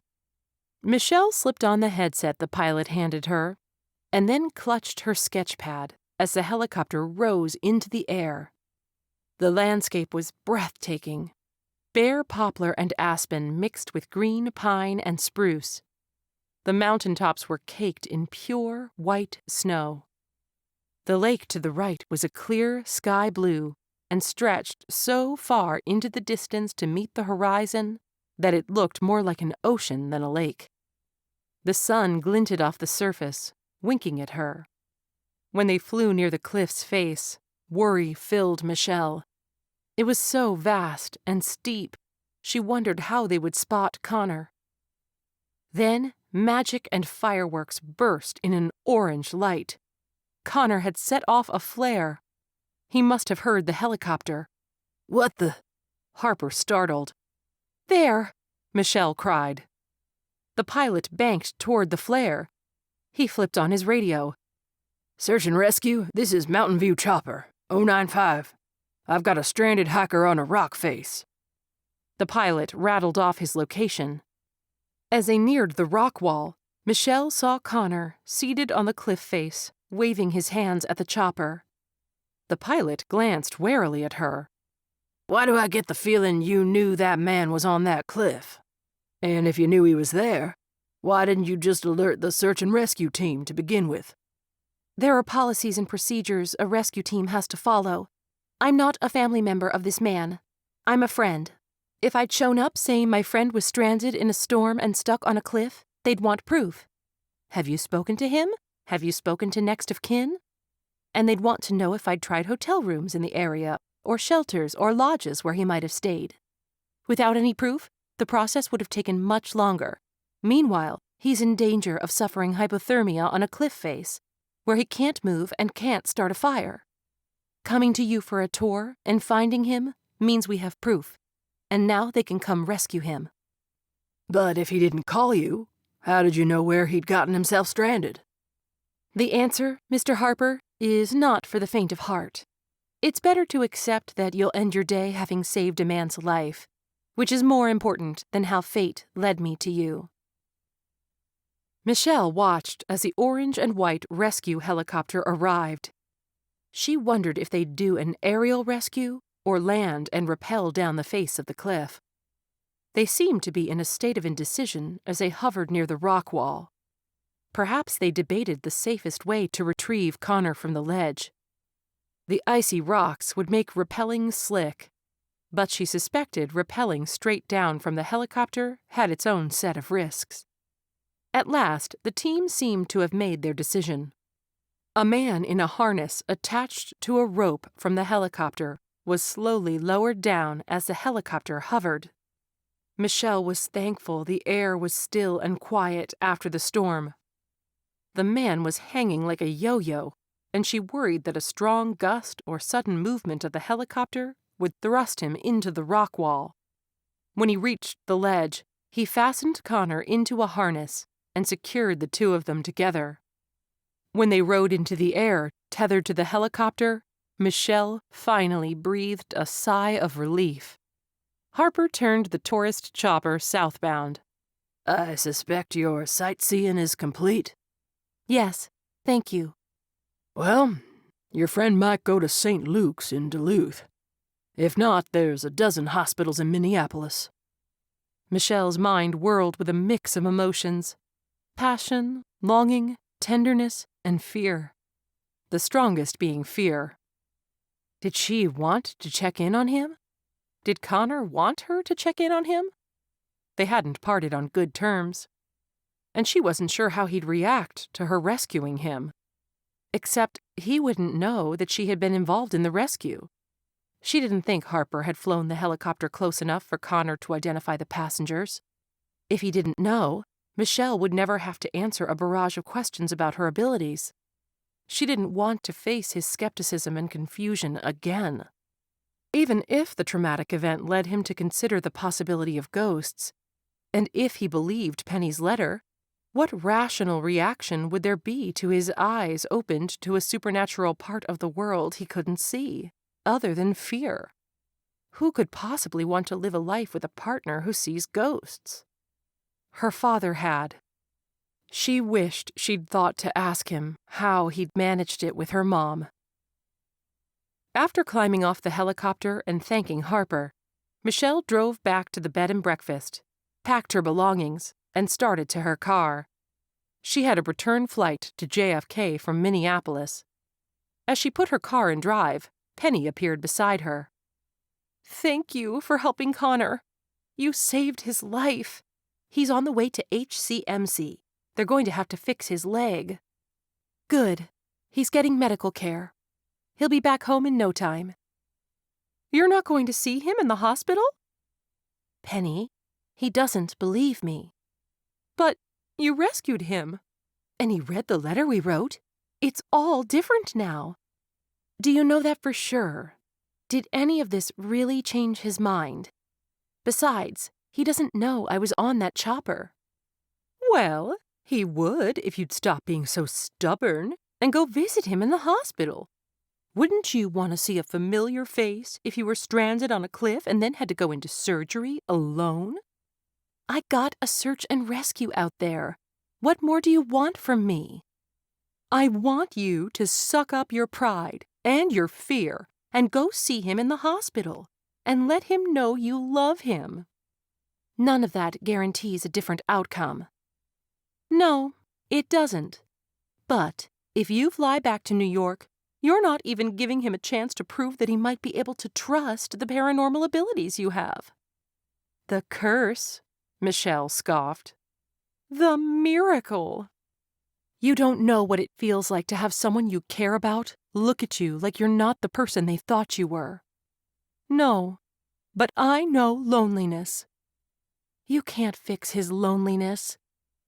"You assume he's the only one I don't want to see lonely. You and I are friends, Michelle. We talk, we laugh, we joke. You're an incredible woman and artist. Sure, I started on a mission to help Connor, but I want to see you happy too. I know, happiness comes from within, but it also comes from love. I think the two of you have that special spark, but you're both going to have to trust each other to make it work. No one ever said love was easy." Michelle sighed in resignation and took I-35 south toward Minneapolis. Michelle waited to be admitted to Connor's room. Since she wasn't family, the medical staff had to ask his permission first. At last she was allowed back to his hospital room. As she entered, she noticed his color seemed a little pale, and his lower leg was in a cast. She stood, leaning on the doorway. "Are you okay?"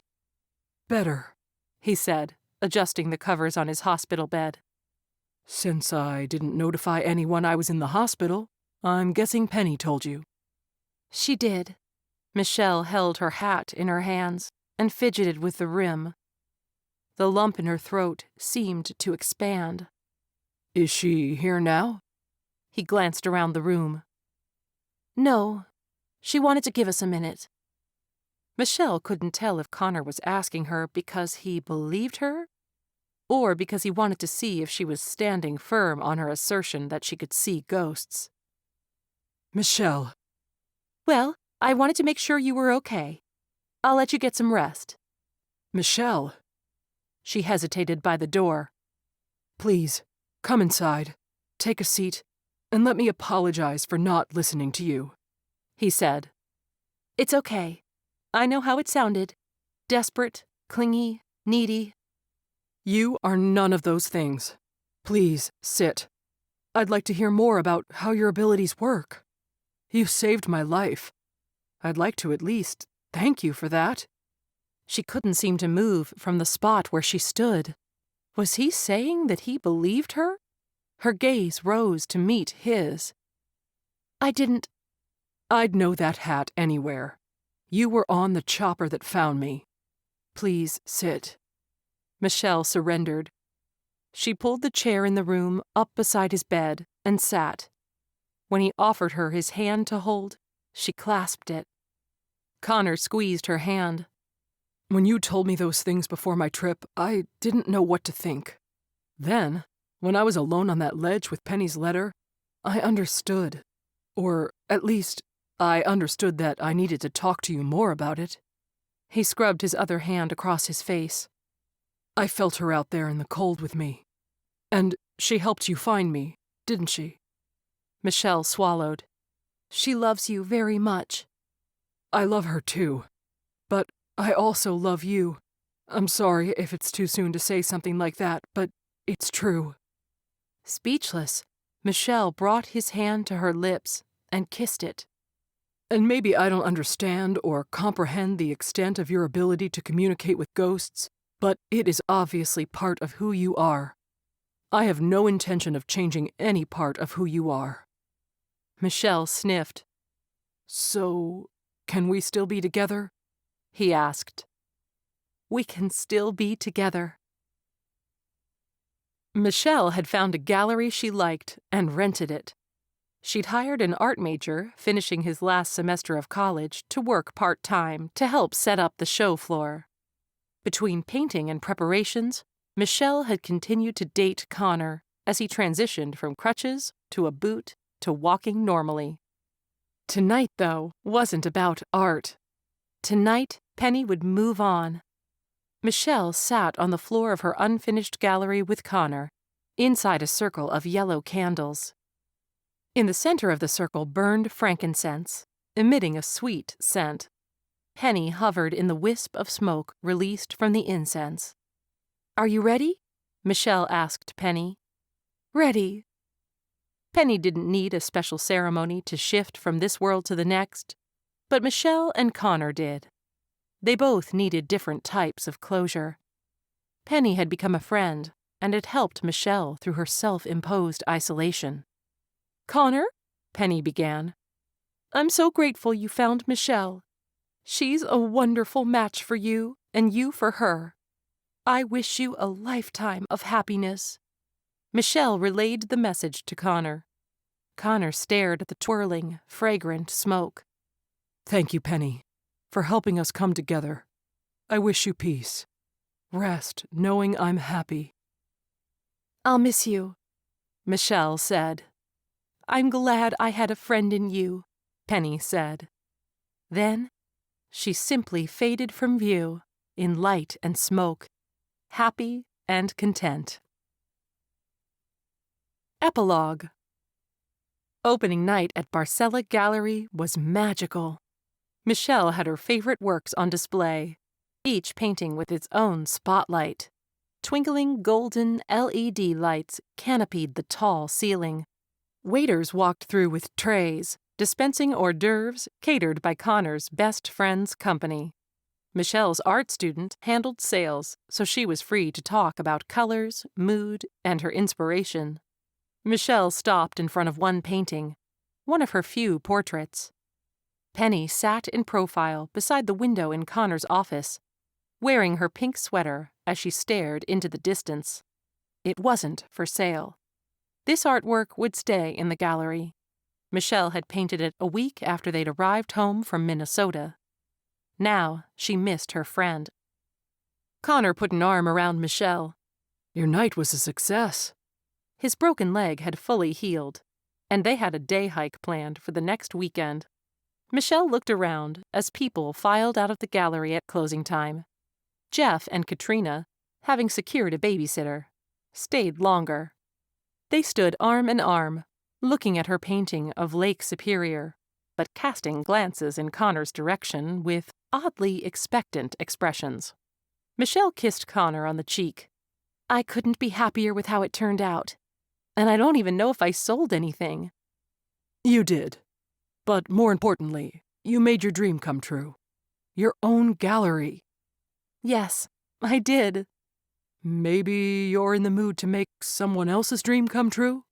She gave him a quizzical look before he dropped to one knee and raised a ring before her.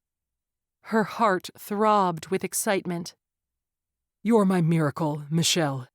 Every moment I spend with you is a gift I treasure. Will you marry me and let me treasure you for as long as I live? "Yes."